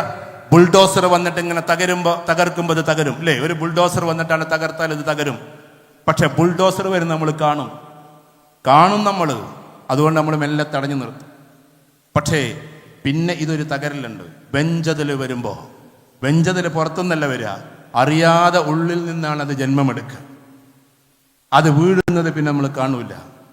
സിംബോളിക്കായിട്ട് പറഞ്ഞോട്ടെ, അതുകൊണ്ട് മുസ്ലിം ലീഗിൻ്റെയോ KMCCയുടെയോ വെഞ്ചതലായി നമ്മൾ മാറാതിരിക്കുക. ഉള്ളിൽ നിന്നിങ്ങനെ പൊങ്ങിയിട്ട് അവനൊന്ന് അടിച്ചിരുത്തണം, ഇവനൊന്ന് തകർത്തിരുത്തണം, വേറൊരു പാനൽ കൊണ്ടുവരണം, ഇങ്ങനെയൊക്കെ പറഞ്ഞുകൊണ്ട് അങ്ങോട്ടും ഇങ്ങോട്ടും ആക്കുമ്പോൾ അറിയാതെ വെഞ്ചതലാകും. മുസ്ലിം ലീഗ് എന്ന് പറയുന്ന മഹാപ്രസ്ഥാനം തകർത്തെറിയപ്പെടും. മുസ്ലിം ലീഗ് തകർന്ന് എന്തുണ്ടാകുക എന്നറിയോ? ഞാൻ അമിതമായിട്ട് പറയല്ല, ഒരു കാര്യം നിങ്ങൾ ഓർത്തു വെച്ചോളൂ. ഇതിന് എതിരെ ലേഖനം എഴുതുന്ന ആൾ വരെ പറഞ്ഞു പോയി, മുസ്ലിം ലീഗിൻ്റെ സംഘടനാ പാടവങ്ങളും അതിൻ്റെ ആ ഒരു വല്ലാത്തൊരു സ്നേഹവും നഷ്ടപ്പെട്ടു പോയാൽ 50 വർഷം പിന്നിട്ടാലും പിന്നെ അത് തിരിച്ചു പിടിക്കാൻ കഴിയില്ല. അതിൻ്റെ കോൺസിക്വൻസ് നിങ്ങൾ അറിയണം. എല്ലാവരെയും ഒന്നിച്ചിരുത്താനുള്ള ഈ ഒരു വല്ലാത്തൊരവസ്ഥ ഉണ്ടല്ലോ, ഇതിനേക്കാൾ കൂടുതൽ മുസ്ലിങ്ങൾ എവിടെയുണ്ട്? യുപിയിലുണ്ട്. യുപിയിലെ മുസ്ലിങ്ങളെ നമ്മൾ കുറ്റപ്പെടുത്തല്ല, പക്ഷെ അവിടെ എന്തില്ല? ഐക്യപ്പെട്ടിരിക്കുന്നില്ല. അവിടെ വ്യത്യസ്തമായി ഇരിക്കുകയാണ്. അവർക്ക് ഒന്നിക്കാൻ കഴിയുന്നില്ല, ഒന്നിപ്പിക്കാൻ സാധിക്കുന്നില്ല. ഇത് എത്രയോ വർഷങ്ങളായിട്ട് ഇരുന്നതാണ്. പിന്നെ നമ്മളൊക്കെ പല സംഘടനയിലും പ്രവർത്തിക്കുന്നവരായിരിക്കും. ആ സംഘടനക്കാരോടും കൂടി ഞാൻ പറയാം. എന്ന് വെച്ചാൽ ഇവിടെ നമ്മുടെ ഇത് എഴുതിയല്ലോ, നമ്മുടെ ഭരണഘടന എഴുതി. ലണ്ടൻ സ്കൂൾ ഓഫ് എക്കണോമിക്സിൽ നിന്ന് പഠനം കഴിഞ്ഞിട്ട് പ്രിയപ്പെട്ട നമ്മുടെ ഭരണകർത്താവ് അഥവാ ഭരണഘടനയുടെ ശില്പി എന്നറിയപ്പെടുന്ന അംബേദ്കർ അത് എഴുതിയപ്പോൾ എഴുതിയ കൂട്ടത്തിൽ ആ ചരിത്രം നിങ്ങൾ പഠിക്കണം. അവസാനം അതിനെങ്ങനെ വിശകലനം ചെയ്തപ്പോൾ പ്രൊപ്പഗേഷൻ എന്ന് പറയുന്ന പദത്തിൻ്റെ ഒരു കുറവുണ്ടായിരുന്നു. താടി നീട്ടി വെച്ചുകൊണ്ട്, ഒരു ജുബ്ബയും ഇട്ടിട്ട്, ഒരു നല്ലൊരു തുർക്കിത്തൊപ്പിയും വെച്ചിട്ട്, ഒരു പാവം മനുഷ്യനെന്ന് പ്രൊപ്പഗേഷൻ എന്ന് പറയുന്നൊരു വാക്ക് എന്ന് വെച്ചാൽ അതിനെ പ്രബോധനം ചെയ്യാനുള്ള അവകാശം കൂടി ഞങ്ങൾക്ക് തരണമെന്ന്. പങ്കെടുക്കണ്ടോ? ഇങ്ങോട്ട് കേൾക്കുന്നുണ്ടോ?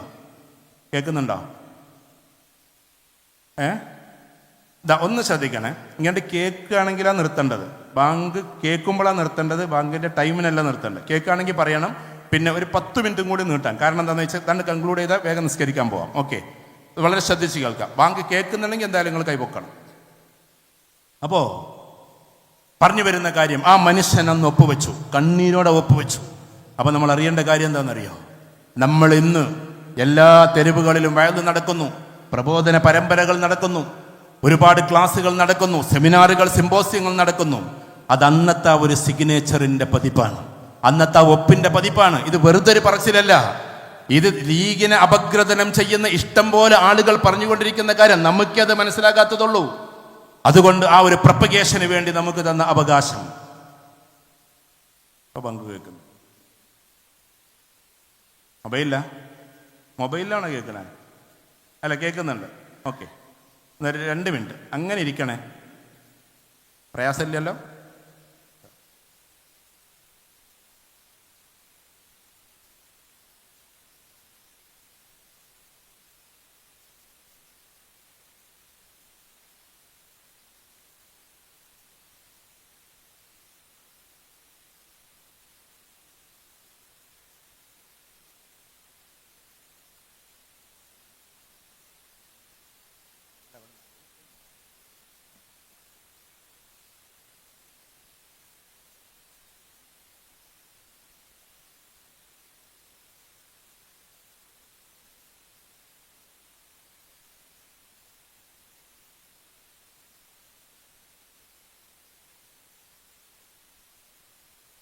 അത് ശരി, ഞാൻ നിർത്തിയപ്പോൾ നിങ്ങളൊക്കെ സംസാരിക്കാമല്ലോ.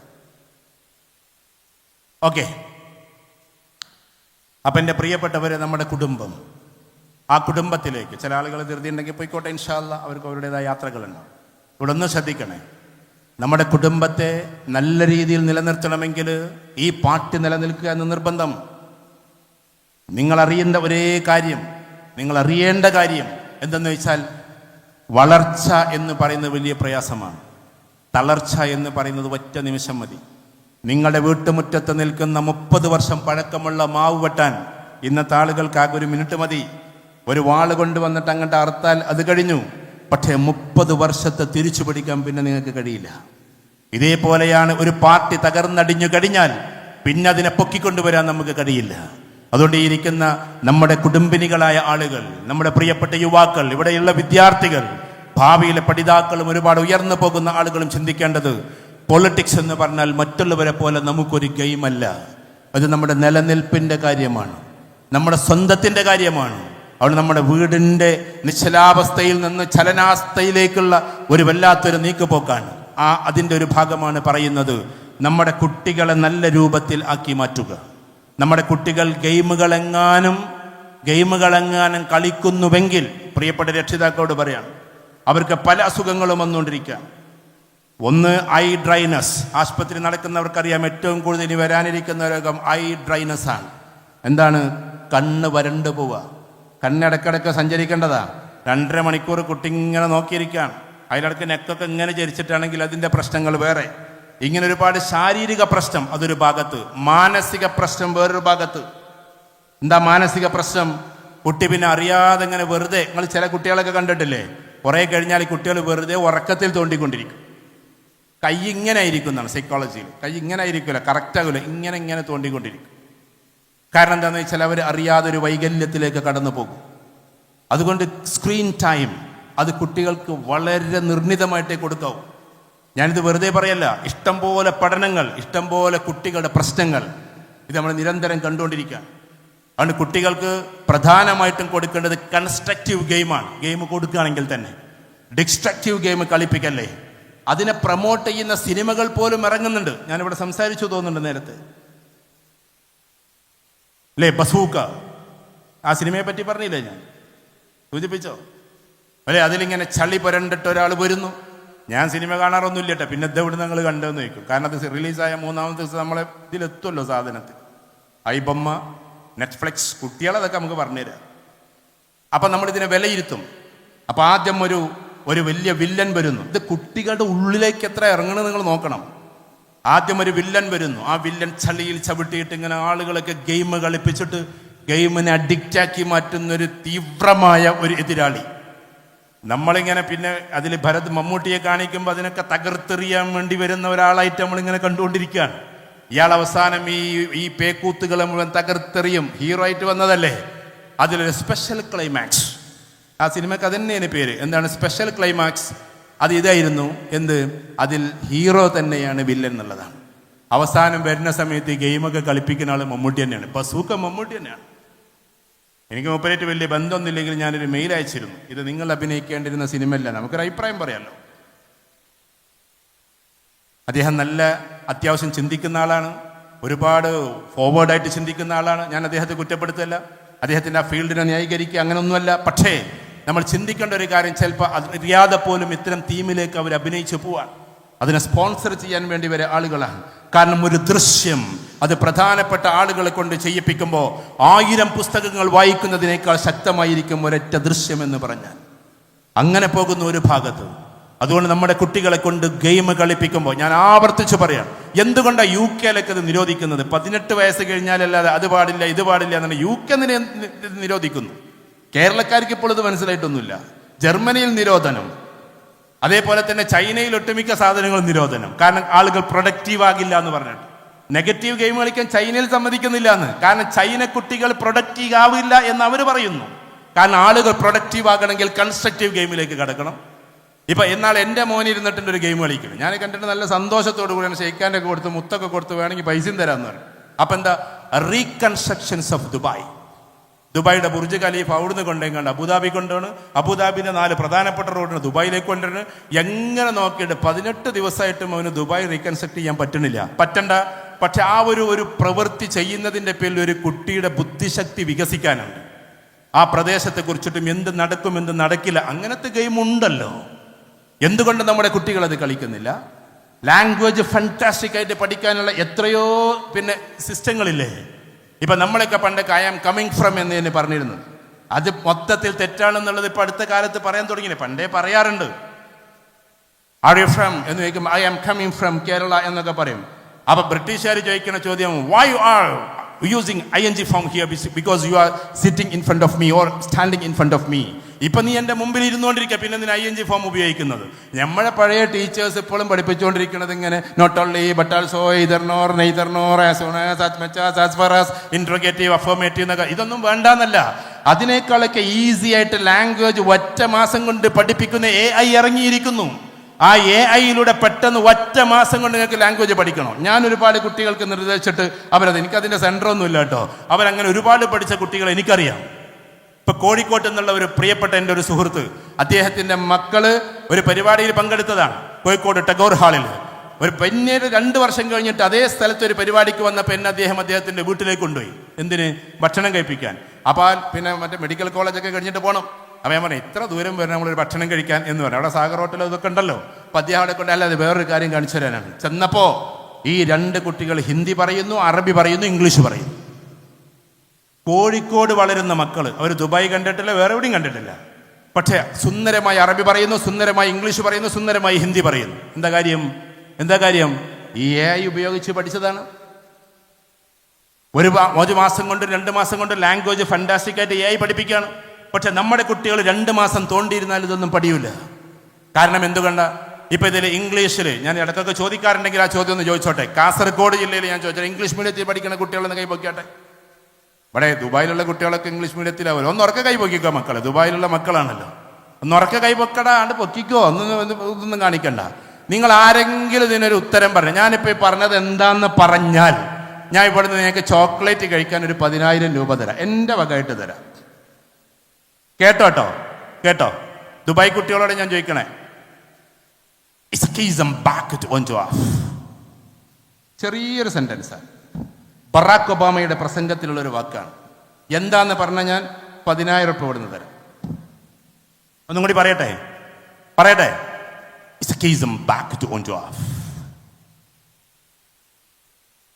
ചെറിയ സെന്റൻസാണ്, ഒരു ഫ്രേസാണ്. ഇനി കുട്ടികളെല്ലാം ഭയങ്കര ഇംഗ്ലീഷ് അറിയണ ഏതെങ്കിലും മുതിർന്നവരുണ്ടെങ്കിലും പറഞ്ഞാൽ ഈ നേതാക്കന്മാർ പറയണ്ട. എന്താ ഞാൻ പറഞ്ഞത്? എന്നാൽ വേറൊന്ന് പറയാം, ഒന്നും കൂടി, കുറച്ചും കൂടി നേരത്തെ കുറച്ച് സെന്റൻസ് വലുതാവും, പക്ഷേ ഇതിനേക്കാൾ ഈസിയാണ്. ഓക്കെ, ശ്രദ്ധിക്കണേ. If you are ready to imbibe your quality which is concerned as a part of the history today.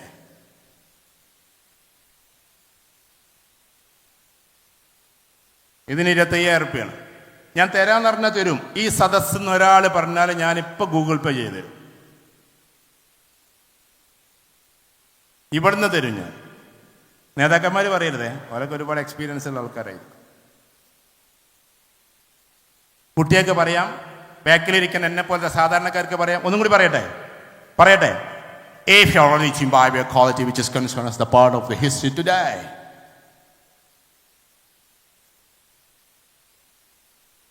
ഇപ്പം നിങ്ങൾക്ക് ഇത് തിരിയാത്തത് എന്തുകൊണ്ടാണെന്നറിയോ? നിങ്ങൾ എൻ്റെ 8 മണിക്കുള്ള ട്രെയിന് വരെ ഇരുന്നാലും നിങ്ങൾക്ക് തിരിയില്ല എന്ന് എനിക്കറിയാം. കാരണം എന്താണെന്ന് വെച്ചാൽ, ലിസണിങ് സ്കില്ല് എന്ന് പറഞ്ഞൊരു സ്കില്ലുണ്ട് മനുഷ്യന്. ഭാഷ അറിഞ്ഞാൽ പോരാ, കേൾക്കുമ്പോൾ തിരിയുക എന്നൊരു സ്കില്ലുണ്ട്. നിങ്ങളെങ്ങാനും ഭാവിയിൽ പഠിച്ചുയർന്നിട്ട് ടോപ്പ് റേഞ്ചിലേക്ക് ഒരു പൊസിഷനിലേക്ക് ഉയർത്തുകയാണെങ്കിൽ ഇംഗ്ലീഷുകാർക്ക് തോന്നുകയാണ് നിങ്ങളങ്ങോട്ട് കയറണ്ടെന്ന് തോന്നിയാൽ അവർ ലാംഗ്വേജ് ടെസ്റ്റ് ചെയ്ത് ചോദിക്കുക ചെയ്യാം.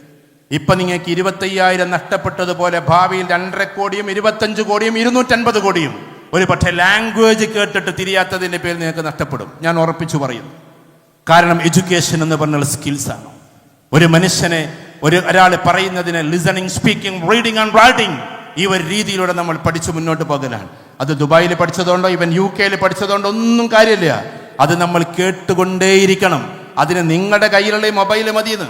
ഞാൻ ആദ്യത്തെ പറഞ്ഞ ഇസക്കീസം back to on to off എന്നുള്ള വാക്ക് 7ഓളം തവണ ബറാക് ഒബാമ ആദ്യമായി പ്രസിഡന്റ് ആകുമ്പോൾ ആ പ്രസിഡന്റ്ഷിപ്പിൽ നിന്നുകൊണ്ടുള്ള ആദ്യത്തെ പ്രസംഗത്തിൽ 7 തവണ പറഞ്ഞ വാക്കാണ് ഞാൻ നിങ്ങളോട് പറഞ്ഞത്. ഒറ്റ പ്രാവശ്യം പോലും ബറാക് ഒബാമയുടെ പ്രസംഗം കേൾക്കാത്ത നിങ്ങൾ പിന്നെ എങ്ങനെയാണ് അതിന് മറുപടി പറയുക? ഞാൻ കുട്ടികളോട് ചോദിക്കണം. അപ്പൊ ബറാക് ഒബാമയുടെ പ്രസംഗം നിങ്ങൾ കേൾക്കണമെന്ന് ചോദിക്കും. മാർട്ടിൻ ലൂതർ കിങ് കഴിഞ്ഞാൽ അമേരിക്കൻ പ്രസിഡന്റുമാരിലെ ഏറ്റവും വലിയ പ്രഭാഷകനാണ് ബറാക് ഒബാമ. മറ്റതൊക്കെ റിയൽ എസ്റ്റേറ്റുകാരനാണ്. ഇപ്പോഴുള്ള ആളൊക്കെ ഭൂമി കച്ചവടത്തിലൂടെ അങ്ങനെ കയറി വന്ന ആളാണ്. ബറാക് ഒബാമ ഒരു നല്ലൊരു പ്രസിഡന്റാണ്. അദ്ദേഹത്തിന്റെ പ്രസിഡന്റ് വാക്കിൽ ഇതുണ്ട്, ടൈറ്റിൽ എഴുതി കാണിക്കുന്നുണ്ട്. ഇപ്പൊ എന്തുകൊണ്ട് നഷ്ടപ്പെട്ടു? നഷ്ടപ്പെട്ടത് 25,000 വലിയ പുല്ലുവിലക്കായിരിക്കും. പക്ഷേ ഇതേപോലെ വലിയ നഷ്ടങ്ങൾ നമുക്ക് വരും. അതുകൊണ്ട് സ്കിൽ ഡെവലപ്മെന്റിന് വേണ്ടിയിട്ട് നമ്മൾ കുട്ടികളുടെ മൊബൈൽ കൊടുക്കാവൂ, കൺസ്ട്രക്റ്റീവ് ഗെയിമിന് വേണ്ടിയിട്ടേ കൊടുക്കാവൂ. കാർട്ടൂണ് കുട്ടികൾ കാണുകയാണെങ്കിൽ പോലും ലാംഗ്വേജ് മാറ്റിയിട്ടേ കൊടുക്കാവൂ. കുട്ടികൾക്ക് ഇംഗ്ലീഷ് അറിയാം, അറബി അറിയില്ല എന്ന് വിചാരിച്ചു അറബി കാർട്ടൂൺ കൊടുത്തോ നിങ്ങൾ? ഇനി അറബിയും ഇംഗ്ലീഷും അറിയാം, അപ്പൊ ഹിന്ദി കാർട്ടൂൺ കൊടുത്തോ നിങ്ങൾ? ഇങ്ങനെ വ്യത്യസ്തമായ നമ്മൾ സപ്തഭൂമി അല്ലേ, എന്താ സപ്തഭാഷാ സംഗമ ഭൂമി എന്നാ പറയാ. എല്ലാ ഭാഷ അറിയാം എന്നാ ഒന്നും അറിയില്ല എന്നുള്ളിടത്താണ് നമ്മൾ എന്താക്കുന്നത്. അങ്ങനെ തന്നെയല്ലേ? എനിക്ക് പോണട്ടോ, നിങ്ങൾ ഇവിടുന്ന് പറഞ്ഞേക്കൂലേ? എല്ലാ ഭാഷയും നമുക്കറിയാം, പക്ഷെ കൃത്യമായിട്ട് അറിയില്ല. ഇനി നമ്മുടെ തലമുറ അതൊന്നും പോരാ, അതിൻ്റെ അപ്പുറത്തേക്ക് കടക്കട്ടെ. എൻ്റെ കാസർകോട്ടുകാർ ഇനിയും ഉയർന്നുയർന്ന് വരട്ടെ. കാരണം ഒരു വേള മുന്നോട്ട് പോകുന്ന സമയത്ത് ഈ കേരളക്കരയിൽ ഏറ്റവും അജയ്യമായി ശക്തവാന്മാരായി എടാ എന്ന് ചോദിക്കുമ്പോൾ പോടാ എന്ന് പറയാനുള്ള ശക്തിയുണ്ടല്ലോ, മൂല്യത്തോടെ തിരിച്ചു പറയാൻ, ഡയർ ടു സേ നോ എന്ന് പറയാൻ, ഞങ്ങൾക്കതിന് സാധിക്കില്ലെന്ന് പറയാൻ നമ്പർ 1 ജില്ലയായി ഞാൻ കാണുന്ന ജില്ല അത് കാസർഗോഡിന്റെ ജില്ലയാണ്. അതുകൊണ്ട് കാസർഗോഡ് ജില്ലക്കാർ അതിന്റെ ആ ഉശിരി കാണിക്കണം. എങ്ങനെ കാണിക്കണം എന്നറിയോ? ബുദ്ധിപരമായിട്ട് കാണിക്കണം. ആ കാണിക്കലിന്റെ ഭാഗമായി നമ്മുടെ വീട്ടിലുണ്ടാകേണ്ടത് ഊഷ്മളമായ സ്നേഹമാണ്. ബാങ്ക് കൊടുക്കുന്നത് കൊണ്ട് ഞാൻ നിസ്കരിക്കാൻ വേണ്ടി നിർത്തുന്നു. ഇവിടെയുള്ള ഊഷ്മളമായ സ്നേഹം എന്ന് പറഞ്ഞാൽ ഏറ്റവും ചുരുങ്ങിയത്, നിങ്ങൾ വിവാദം പറയാന്ന് പറയണ്ട, എന്നാലും പറഞ്ഞോട്ടെ, 5 യാത്രയെങ്കിലും പോകണമെന്നാണ് ഞാൻ പറയാം. 5 യാത്ര. ലത്തീഫ് എന്നോട് ദേഷ്യം തോന്നരുത് കേട്ടോ, മൂപ്പര് വന്നിട്ട് ആകതാക്കുന്നുണ്ടല്ലോ, മൂപ്പരെ ചെയ്യുന്ന ഒരാളാണ്. 1 മക്കളോടൊപ്പം ഫാമിലി യാത്ര, ഫാമിലിയോടൊപ്പം ഉള്ളൊരു ട്രാവൽ, കുട്ടികളോടൊപ്പം നല്ല രസകരമായ ടൂറ്. അത് കൊല്ലത്തിൽ 2 പ്രാവശ്യമെങ്കിലും നടത്തണം എന്ന് ഞാൻ പറയാം. അപ്പം നിങ്ങളറിയാതെ ഞങ്ങൾ മാസം മാസം നടത്തലുണ്ട്, അത് മറ്റുള്ള നടത്താത്തത് കൊണ്ടാണ്.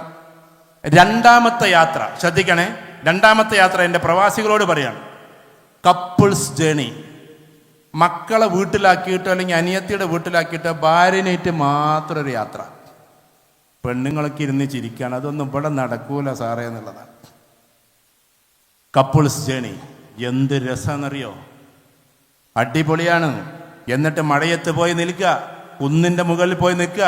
പണ്ട് നിക്കാഹ് കഴിഞ്ഞതൊക്കെ പറയാം, അവിടുന്ന് പിന്നെ തിരക്കൂടരുത്. എന്നിട്ട് എന്തൊക്കെ റൊമാൻറ്റിക്കായിട്ട് ഇതാക്കി. ഇത് റസൂലുള്ളാഹി ചെയ്തതാണ്, ഞാൻ വെറുതെ പറയുന്നതല്ല. റസൂലുള്ളാഹി സ്വല്ലല്ലാഹു ആയിഷ ബീവിയെയും കൊണ്ടുപോയി. അപ്പോൾ ഉണ്ടല്ലോ ഹസൻ ഹുസൈൻ റളിയല്ലാഹു തആല ഒക്കെ വീട്ടില്. എന്നിട്ട് ആരെയും കൂട്ടാതെ പോയി ഓട്ട മത്സരം നടത്തി. ഭാര്യമാരോടൊപ്പം നമ്മൾ മാത്രം യാത്ര ചെയ്യണം, ഇത് റസൂലുള്ളാഹിയുടെ സുന്നത്താണ്. പക്ഷെ കപ്പിൾസ് ജേണി നമ്മൾ നടത്താറില്ല. മക്കളെയും കൊണ്ട് പോകുമ്പോൾ ഇവിടെ എല്ലാവരും കൂടി ഇരിക്കുന്നതുകൊണ്ട് അധികം പറയും, നമുക്ക് റൊമാൻസ് വരില്ല. കാരണം താറാവ് കുട്ടികളെ കൊണ്ട് നടക്കണ മാതിരി ഇവരെവിടെയെങ്കിലും പോവില്ല എന്നുള്ള കുട്ടികളെ മാത്രം നോക്കിയിട്ടാണ് നമ്മൾ നടത്തുക. ആ നടത്തല്ല നല്ലത്. അതുകൊണ്ട് കുട്ടികളെ വീട്ടിലാക്കിയിട്ട് നമ്മൾ ഒറ്റയ്ക്കുള്ള യാത്രയുണ്ട്. ആ യാത്രയ്ക്ക് പേര് കൊടുക്കുന്നു കപ്പിൾസ് ജേണി എന്ന്. അത് നമ്മൾ നടത്തേണ്ടതെന്നാണ്. മറ്റൊന്ന് ഫ്രണ്ട്സ് ജേണി. ഈ KMCC-ക്കാരെ കൊണ്ട് വലിയ ഇടങ്ങറായി എന്ന് നിങ്ങൾ പറയും ചിലപ്പോൾ. ഗൾഫിലൊക്കെ പരിപാടി നടത്തുന്ന സമയത്ത് അവരെ കിട്ടലില്ല, എന്നും KMCC. ദുബായിലെ KMCC-യുടെ ആൾക്കാർ, പ്രത്യേകിച്ച് സ്ത്രീകളൊക്കെ എന്നോട് പറഞ്ഞു, സാറേ നിങ്ങൾ വരുന്നത് നമുക്ക് ഇഷ്ടമാണ്, കാരണം നിങ്ങൾ വരുമ്പോൾ ഞങ്ങളെയും കൂടി വിളിക്കും, കുടുംബ ക്ലാസ് ആവും. പാർട്ടി പരിപാടി മാത്രമാകുമ്പോൾ ഞങ്ങൾക്ക് ഭയങ്കര ദേഷ്യം. ആകെ ഒരു വെള്ളിയാഴ്ച, ശനിയാഴ്ച, ഞായറാഴ്ച ഉണ്ടാവുള്ളത് ഫുള്ള് പാർട്ടി പരിപാടി എന്നായി. പക്ഷേ നിങ്ങൾ ഓർക്കണം, ബാഫക്കി തങ്ങൾ പറയുന്നുണ്ട്, എന്നിൽ നിന്ന് എന്തെങ്കിലും ഒരു നന്മ നിങ്ങൾ കാണുന്നുവെങ്കിൽ ഓർത്തു വെച്ചോളൂ, എൻ്റെ പ്രിയപ്പെട്ട ബീവിയാണ് അതിൻ്റെ കാരണമെന്ന്. പ്രിയപ്പെട്ട ശിഹാബ് തങ്ങൾ പറയുന്നുണ്ട്, ശിഹാബ് തങ്ങളുടെ ഭാര്യ വഫാത്താകുന്ന അദ്ദേഹം അമേരിക്കയിലുള്ള സമയത്താണ്. മുനവ്വർ തങ്ങളോട് ചോദിച്ചാൽ അറിയാം, അദ്ദേഹം അന്ന് കൂടെയുള്ളത്. അവിടുന്ന് ഉമ്മ മരിച്ചത് പറഞ്ഞില്ല, ഇപ്പൊക്കെ സങ്കടാവണ്ടെന്ന് വിചാരിച്ചിട്ട്. അങ്ങനെ അവിടുന്ന് അങ്ങനെ പോന്നിട്ട് കോഴിക്കോട് നിന്ന് എയർപോർട്ടിലേക്ക് ഇറങ്ങി അമേരിക്കയിൽ നിന്ന് എത്തിയിട്ട് ഇങ്ങനെ വരുമ്പോൾ മോനോട് ചോദിച്ച ആദ്യത്തെ ചോദ്യം, ഉമ്മാൻ്റെ മയ്യത്ത് എപ്പോഴാണ് എടുക്കുക എന്നാണ്. ഒരിക്കലും പറഞ്ഞിട്ടില്ല. പക്ഷേ ആത്മബന്ധത്തിന്റെ കൊളുത്തിവെക്കലുണ്ടല്ലോ. പ്രിയപ്പെട്ട മുഹമ്മദ് അലി ശിഹാബ് തങ്ങളും പ്രിയപ്പെട്ട ബാഫക്കി തങ്ങളുടെ പ്രിയപ്പെട്ട മകളാണ് സഹധർമ്മിണി. അതുകൊണ്ട് അവർ തമ്മിലുള്ള സ്നേഹത്തിന്റെ പേരിലാണ്. ശിഹാബ് തങ്ങൾ എത്രയോ പറയുന്നത് ഞാൻ കേട്ടിട്ടുണ്ട്.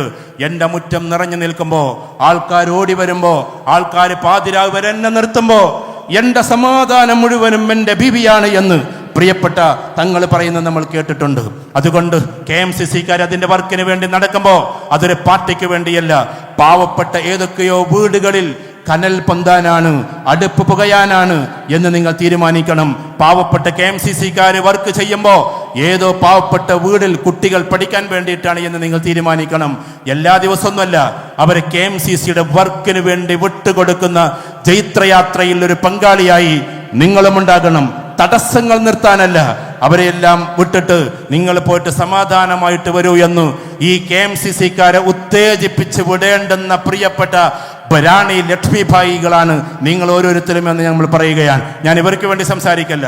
എത്രയോ KMCC-ക്കാർ പറയാറുണ്ട്, സാറേ KMCC-യിലല്ല വർക്കൊക്കെ ചെയ്യണമെന്നുണ്ട്, പക്ഷെ ഗൾഫിൽ ഇങ്ങനെ നിൽക്കുമ്പോൾ ഭാര്യ കണ്ട് ചെല്ലുമ്പോൾ പറയും ഞായറാഴ്ച ആയിരുന്നു, നിങ്ങൾ എവിടെ ഇരുന്നു, നിങ്ങളുണ്ട്, ഒരു KMCC ഉണ്ട് എന്നൊക്കെ പറയും. അങ്ങനെ KMCC എന്ന് പറഞ്ഞാൽ രാവിലെയിൽ എഴുന്നേൽപ്പിച്ച് മദ്രസ പോടാ എന്ന് കുട്ടികളോട് പറഞ്ഞിട്ട് മദ്രസയെ ദേഷ്യപ്പെടുന്ന കുട്ടിയെ പോലെ KMCC എന്ന് കേൾക്കുമ്പോഴേക്ക് ഭർത്താവ് പോയി ഞങ്ങളോട് ദേഷ്യപ്പെടുന്ന ആളായി മാറി എന്ന അവസ്ഥയിലേക്ക് പോയിരിക്കുകയാണ്.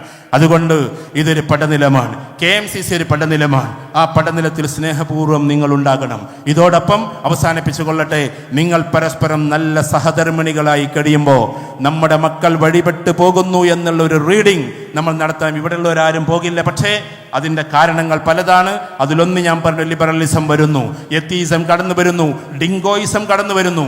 നിങ്ങളുടെ കാസർഗോഡ് ജില്ലയിലും ഡിങ്കോയിസത്തിൻ്റെ ക്ലബ്ബുണ്ട് എന്ന് നിങ്ങൾ തിരിച്ചറിയണം. അതിൽ അംഗങ്ങൾ കൂടി വരുന്നു എന്ന് നിങ്ങൾ തിരിച്ചറിയണം. ഞങ്ങളുടെ മലപ്പുറത്തിൻ്റെ കോട്ടക്കലും പുത്തനത്താണിയിലും ഉണ്ട് എന്ന് ഞങ്ങളും തിരിച്ചറിയണം. ഇതൊക്കെ വരാതിരിക്കണമെങ്കിൽ ഏറ്റവും ശക്തമായ മൂല്യത്തോടെ ഇവരെ കൊണ്ടുപോകാൻ നമുക്കൊരു പടനിലമുണ്ട്. ഒന്ന് നമ്മുടെ മതപരമായ മൂല്യബോധവും മറ്റൊന്ന് നമ്മുടെ ഈ പൊളിറ്റിക്കൽ സ്ട്രെങ്തുമാണ്. ഏതൊരു ഉശിരോട് കൂടിയിട്ടാണോ നാളെയുടെ ലോകത്തിൽ നമ്മൾ ഉയർത്തെഴുന്നേറ്റ് നിൽക്കേണ്ടത്, ആ ഉശിരിൻ്റെ പേരാണ് KMCC എന്ന് നമ്മൾ തിരിച്ചറിയണം. വീട്ടിൽ സ്നേഹം പരസ്പരം കൊണ്ടു നടക്കണം, മക്കളെ ഉന്നതമായ അവസ്ഥയിൽ പഠിപ്പിച്ചുയർത്തണം. നാളെയുടെ അവാർഡ് ദാന ചടങ്ങിൽ കാംബ്രിഡ്ജിലും ഓക്സ്ഫോർഡിലും പോയി പഠിച്ചു നാളെയുടെ ലോകത്തോട് സംവദിക്കുന്ന ഉഗ്രമായ വിദ്യാർത്ഥികളായി നമ്മുടെ കുട്ടികൾ മാറണം. പ്രിയപ്പെട്ട പെൺകുട്ടികളോട് ഒറ്റവാക്ക് പറഞ്ഞ് ഞാൻ അവസാനിപ്പിച്ചു കൊള്ളുന്നു. ഒന്ന്, എത്രയോ കുട്ടികളെ കൗൺസിലിങ്ങിന് വേണ്ടി കൊണ്ടുവന്നപ്പോൾ അതിൽ ഒരുപാട് കുട്ടികൾ കാസർഗോഡ് ജില്ലയിൽ നിന്നാണ് കാണുന്നത്. എനിക്കതിൻ്റെ സെൻ്ററുണ്ട്, ഞാൻ അതിനു വേണ്ടി നിൽക്കാറില്ല. കാസർഗോട്ടിൽ ഒരു പെൺകുട്ടിയോട് ഞാൻ ചോദിച്ചു, ഈ കാസർഗോഡ് ജില്ലക്കാരിയാണ്, ആ കുട്ടിയോട് സ്ഥലം ഞാൻ പറയുന്നില്ല. ആ കുട്ടിയോട് ചോദിച്ചു, മോളെ നിനക്കെങ്ങനെയാണ് ഈ ഹൈന്ദവനായി ഈ പയ്യനോട് ഇത്രമാത്രം പ്രണയം വന്നത്? കാണാനൊരു കോലവുമില്ലാത്ത മെലിഞ്ഞുണങ്ങിയ ഒരു പയ്യൻ, ഒരു പെണ്ണിനൊരാണിനോട് ആകർഷണീയത തോന്നാൻ 5-6 കാരണങ്ങളുണ്ട്. അതിൽ ഒരു കാരണവുമില്ലാത്തൊരു പയ്യനാണ് ഇപ്പുറത്ത് നിൽക്കുന്നത്. ഈ ഒരു കാരണവുമില്ലാത്ത ഈ പയ്യനെ എങ്ങനെയാണ് നീ ഇങ്ങനെയൊക്കെ ഇത്ര വലിയ ബന്ധത്തിലായത് എന്ന ചോദ്യത്തിന് ആ കുട്ടി പറഞ്ഞ മറുപടി, ഈ നിങ്ങളുടെ ജില്ലയിൽ നിന്ന് വന്ന ആ പെൺകുട്ടി പറഞ്ഞ മറുപടി കരഞ്ഞുകൊണ്ട് പറഞ്ഞത്, സാർ, അവൻ പ്രൊഫൈല് മാറ്റിയിട്ടാണ് ആദ്യം മെസ്സേജ് തുടങ്ങിയത് എന്നാണ്. പ്രൊഫൈലിന് അവൻ്റെ പിക്ചറല്ലേ വെച്ചത്, ഏതോ നല്ല സുന്ദരനായൊരു കാസർഗോട്ടുകാരൻ്റെ മുഖം വെച്ചിട്ടാണ് തുടങ്ങിയത്. അങ്ങോട്ടും ഇങ്ങോട്ടും മെസ്സേജ് അയച്ചയച്ച് അവസാനം അവൻ്റെ പ്രൊഫൈല് എന്ന് പറയുന്നത് ഒറിജിനലാന്ന് വിചാരിച്ച് ഞാൻ അങ്ങോട്ടും ഫോട്ടോസ് അയച്ചു, അവൾ ഇങ്ങോട്ടും ഫോട്ടോസ് അയച്ചു. ആ ഫോട്ടോസ് ചിലപ്പോഴൊക്കെ വളരെ മോശമായതായിപ്പോയി സാർ, അത് അവൻ്റെ സ്റ്റോറിലുണ്ട്.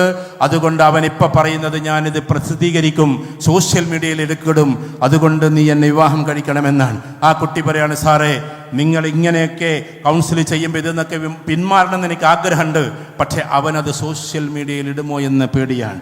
എൻ്റെ പ്രിയപ്പെട്ട KMCC-ക്കാരോട്, നിങ്ങൾ നർക്കോട്ടിക് സെല്ലുമായി ബന്ധപ്പെട്ടിട്ട് ഇതൊക്കെ പരിപാലിക്കുന്നത് പോലെ ഇതിൻ്റെ പ്രത്യേകമായ വിങ്ങുണ്ട്. നിങ്ങളുടെ ഒരു പെൺകുട്ടി എങ്ങാനും ഒരു മെസ്സേജ് അയച്ചു കഴിഞ്ഞാൽ അപ്പുറത്തെ നമ്പർ കൊടുത്തു കഴിഞ്ഞാൽ അവർ പോലും അറിയാതെ അവരുടേതിൽ നിന്ന് ഡിലീറ്റ് ആക്കുന്ന നമ്മുടെ IT സെല്ല് വിദഗ്ധന്മാരുണ്ട്. അതുകൊണ്ട് ഒരു ഫോട്ടോയുടെ പേരിൽ ആരും ഭയപ്പെടേണ്ടതില്ല, അത് സോഷ്യൽ മീഡിയയിൽ എത്തുമെന്നും ആരും ഭയപ്പെടേണ്ടതില്ല. നമ്മൾ ചെയ്യേണ്ടതൊന്നു മാത്രം, ഒരു സംഘബലത്തിൻ്റെ കൂടെ നിൽക്കലാണ്. നമ്മുടെ പെൺകുട്ടികൾക്ക് എന്തെങ്കിലും അപജയം വന്നു എന്ന് കേൾക്കും, അല്ലെങ്കിലും എന്തിനാ അത്? ഇപ്പുറത്തൊരു പാവം ആമിനു താത്താൻ്റെ മോന്, അപ്പുറത്തൊരു ജാനകി അമ്മയുടെ മോള്, ആ മോളെ അവളെ പഠിപ്പിച്ച് വലുതാക്കി അവൾ ഉയർന്ന അവസ്ഥയിലേക്ക് പോയി. എന്തിനാണ് ആ കുട്ടിയെ, ആ പെൺകുട്ടിയെ നമ്മൾ വലിച്ചഴിച്ചു കൊണ്ടുവന്ന് ജൗജിഹാദ് എന്ന പേരിടുന്നത്? ആ പാവം കുട്ടി അവിടെ ജീവിക്കട്ടെ, അവിടെ വളരട്ടെ. അതാണ് മുസ്ലിം ലീഗിന്റെ ഉദ്യമം. മുസ്ലിം ലീഗ് ഒരിക്കലും കല്യാണത്തിന് വേണ്ടി ഒരു പെൺകുട്ടിയെ മതം മാറ്റില്ല. അങ്ങനെ ലവ് ജിഹാദ് മുസ്ലിം ലീഗിന് അറിയുകയുമില്ല, KMCCക്കും അറിയില്ല. അതുകൊണ്ട് ആരും ആ പേരും പറഞ്ഞ് വരികയും വേണ്ട. കാരണം നമ്മൾ പഠിക്കുന്ന ഹദീസിൽ ആദ്യത്തെ ഹദീസ്, ബുഖാരിയിലെ ആദ്യത്തെ ഹദീസ്, ആയിരക്കണക്കിന് ഹദീസുകൾ ബുഖാരി, മുസ്ലിം, നസായി, തുർമുദി, ഇബ്നു മാജ, അബൂ ദാവൂദ്, ഇതാണ് സിഹാഹു സിത്ത. അതിലെ എല്ലാ ഗ്രന്ഥങ്ങളിലെയും ആദ്യത്തെ ഹദീസ്, ബുഖാരിയിലെയും മുസ്ലിമിലെയും എല്ലാറ്റിലെയും ആദ്യത്തെ ഹദീസ്, നീ പുറപ്പെട്ടത് ഒരു പെണ്ണിനെ തേടിയാണെങ്കിൽ പെണ്ണിനെ നിനക്ക് ലഭിക്കും. നീ പുറപ്പെട്ടത് അധികാരം തേടിയാണെങ്കിൽ അതിനെ നിനക്ക് ലഭിക്കും. നീ പുറപ്പെട്ടത് അള്ളാഹുവിനെയും അവന്റെ റസൂലിനെയും തേടിയാണെങ്കിൽ അതിനെ നിനക്ക് ലഭിക്കും. ഇന്നമൽ അഅ്മാലു ബിന്നിയാത്ത് എന്ന് പറഞ്ഞുകൊണ്ടുള്ള ഹദീസാണ്. അതിന്റെ അർത്ഥം എന്താണെന്നറിയോ? ഒരു പെണ്ണിനെയും മതം മാറ്റാൻ വേണ്ടി നമ്മളാരും പ്രണയിക്കേണ്ടതില്ല. ഒരു അധികാരത്തെയും നമ്മൾ മതത്തിന് വേണ്ടി കൂട്ടിപ്പിടിക്കേണ്ടതില്ല. അഥവാ അള്ളാഹുവിനെ മനസ്സിലാക്കിയിട്ട് അതിനെ മനസ്സിലാക്കേണ്ടത് എന്നുള്ളതാണ്. അതുകൊണ്ട് അത്തരത്തിലുള്ള പ്രവണതയിലേക്ക് പോകരുതേ. എൻ്റെ പ്രിയപ്പെട്ട KMCCയുടെ വക്താക്കളോട് ഒരു പെൺകുട്ടിയും അത്തരം ചാബല്യത്തിലേക്ക് പോകല്ലേ. ഈ പാവം ഉമ്മയുടെയും ഉപ്പയുടെയും ചാരത്ത് ചേർന്നും അതോടൊപ്പം മാറത്ത് ചേർന്നും ഏറ്റവും മനോഹരമായി നമുക്ക് നമ്മുടെ ജീവിതത്തെ പൂർത്തിയാക്കണം. ചടുലമായ രീതിയിൽ അള്ളാഹുവിൻ്റെ നേരായ പാതയിൽ മനുഷ്യരെ മുഴുവൻ സ്നേഹിച്ച് അവരെ മുഴുവൻ സഹായിച്ച് ഏറ്റവും മനോഹരമായി നമുക്ക് മുന്നോട്ട് പോകണം. അതുകൊണ്ട് ഈ പെൺകുട്ടികളെ, പ്രത്യേകിച്ച് ആണുങ്ങളോട് നിങ്ങൾ ഒരിക്കലും ഇകഴ്ത്തല്ലേ. അമ്മിയിൽ അരച്ചരച്ച് കൈകൾ കുഴയാത്തതിന് നിങ്ങൾ അവരെ കുറ്റപ്പെടുത്തല്ലേ. അമ്മിയിൽ അരയുന്നത് പാവം അവളാണ്. അടുപ്പിലൂതി ഊതി കണ്ണുകൾ നിറയാത്തതിന് നിങ്ങൾ അവരെ കുറ്റപ്പെടുത്തല്ലേ. അടുപ്പിലെ വിറകായി എരിയുന്നത് പാവം അവളാണ്. അരച്ചരച്ച് അഥവാ ഇതൊക്കെ പോകുന്നത് പോലെ ഇരുട്ടത്തിത്തിരി വെളിച്ചം തന്നില്ലെന്നോതി നിങ്ങൾ അവരെ കുറ്റപ്പെടുത്തല്ലേ. ചിതയിലെ അഗ്നി പോലെ നിങ്ങളുടെ മുമ്പിൽ നിന്ന് കത്തിയാളുന്നത് പാവം അവളാണ്. അതുകൊണ്ട് ഈ പാവങ്ങളായ സ്ത്രീകളെ സ്നേഹപൂർവ്വം കൂടെ കൂട്ടി ഈ പാവം ദിശനാശാലികളായ പുരുഷന്മാരെ ഒന്നിച്ച് നിങ്ങൾ സഹകരണത്തോടെ മുന്നോട്ട് കൊണ്ടുപോയി മുന്നോട്ട് പോകണേ. ഒരിക്കലും പുരുഷന്മാരെ അടിമയാക്കരുത്. അടിമയാക്കിയാൽ ഉണ്ടാകുന്ന അവസ്ഥ എന്താണെന്നറിയോ? കുറേ സ്ത്രീകളുണ്ട് അങ്ങനെ പുരുഷന്മാരെ പിടിച്ച് അടിമയാക്കി അവസാനം അടിമന്റെ അടിമയായിട്ട് കഴിയും. മറ്റ് പല സ്ത്രീകളുണ്ട് തൻ്റെ പുരുഷന്മാരെ ചക്രവർത്തിയാക്കി ആ ചക്രവർത്തിയുടെ റാണിയായിട്ട് കഴിയും. എങ്ങനെയാ കഴിയേണ്ടത് നിങ്ങൾ തീരുമാനിച്ചോ? നമുക്ക് റാണിയായിട്ട് കഴിയണോ അതോ അടിമയായിട്ട് കഴിയണോ എന്ന്. അങ്ങനെ എല്ലാവരും റാണിമാരാകട്ടെ. നമ്മുടെ കുട്ടികളൊക്കെ രാജകുമാരന്മാരും രാജകുമാരിമാരും ആകട്ടെ. ഈ ജൈത്രയാത്രയ്ക്ക് വീണ്ടും തുടക്കമുണ്ടാകട്ടെ. ഗൾഫിൽ വെച്ച് നടക്കുന്ന അതിമനോഹരമായ പരിപാടിക്ക് ഇന്നത്തത് ഒരു തുടക്കമാകട്ടെ എന്ന് മാത്രം പറഞ്ഞുകൊണ്ട് പാവപ്പെട്ട മഹാരഥന്മാരെ ഓർത്തുകൊണ്ടും ഇന്നത്തെ ആളുകൾ നല്ല സമരസത്തോടു കൂടി പോയിക്കൊണ്ടും ഒരിക്കലും സംഘടനാ സങ്കുചിതത്വമില്ലാതെ എല്ലാ മനുഷ്യരെയും നെഞ്ചിൽ ചേർത്തുകൊണ്ടും മൊത്തം മാനവരാശിക്ക് വേണ്ടി പ്രാർത്ഥിച്ചുകൊണ്ടും ഭാവിയിലെ ഇന്ത്യയുടെ സംസ്കാരത്തിനെ തിരിച്ചു പിടിക്കാനുള്ള നോവോടുകൂടിയുള്ള പ്രാർത്ഥന കൊണ്ടും KMCC ഒരു നോവായും തണലായും ഒരു ഇതിഹാസമായും മാറട്ടെ. ജയ് KMCC, ജയ് ജില്ലാ കാസർഗോഡ് ജില്ലാ KMCC. Have a nice day all of you. അസ്സലാമു അലൈക്കും വറഹ്മത്തുള്ളാഹി വബറകാതുഹു. Thank you doctor Sulaiman Malamuthoor Sahib. അടുത്തതായി ഒരു നിമിഷത്തിലുള്ള ഒരു വീഡിയോ സന്ദേശമാണ് ദുബായ് KMCCയുടെ പ്രഗത്ഭനായ കാര്യദർശി അല കാസർഗോഡിന്റെ ചീഫ് വാർഡൻ യഹ്യ സാഹിബിന്റെ ഒരു നിമിഷത്തിലുള്ള വീഡിയോ സന്ദേശത്തിന് വേണ്ടി നിങ്ങൾ എല്ലാവരെയും ക്ഷണിക്കുന്നു. പ്രിയ അധ്യക്ഷൻ സലാം കന്യാപ്പാടി, വേദിയിൽ പോസ്റ്ററായിട്ടുള്ള മുസ്ലിം ലീഗിൻ്റെ ജില്ലാ പ്രസിഡന്റ് ബായിനാജി Sahib, general secretary Abdurahman Sahib, treasurer Muhammad Ali Sahib, മറ്റ് വേദിയിൽ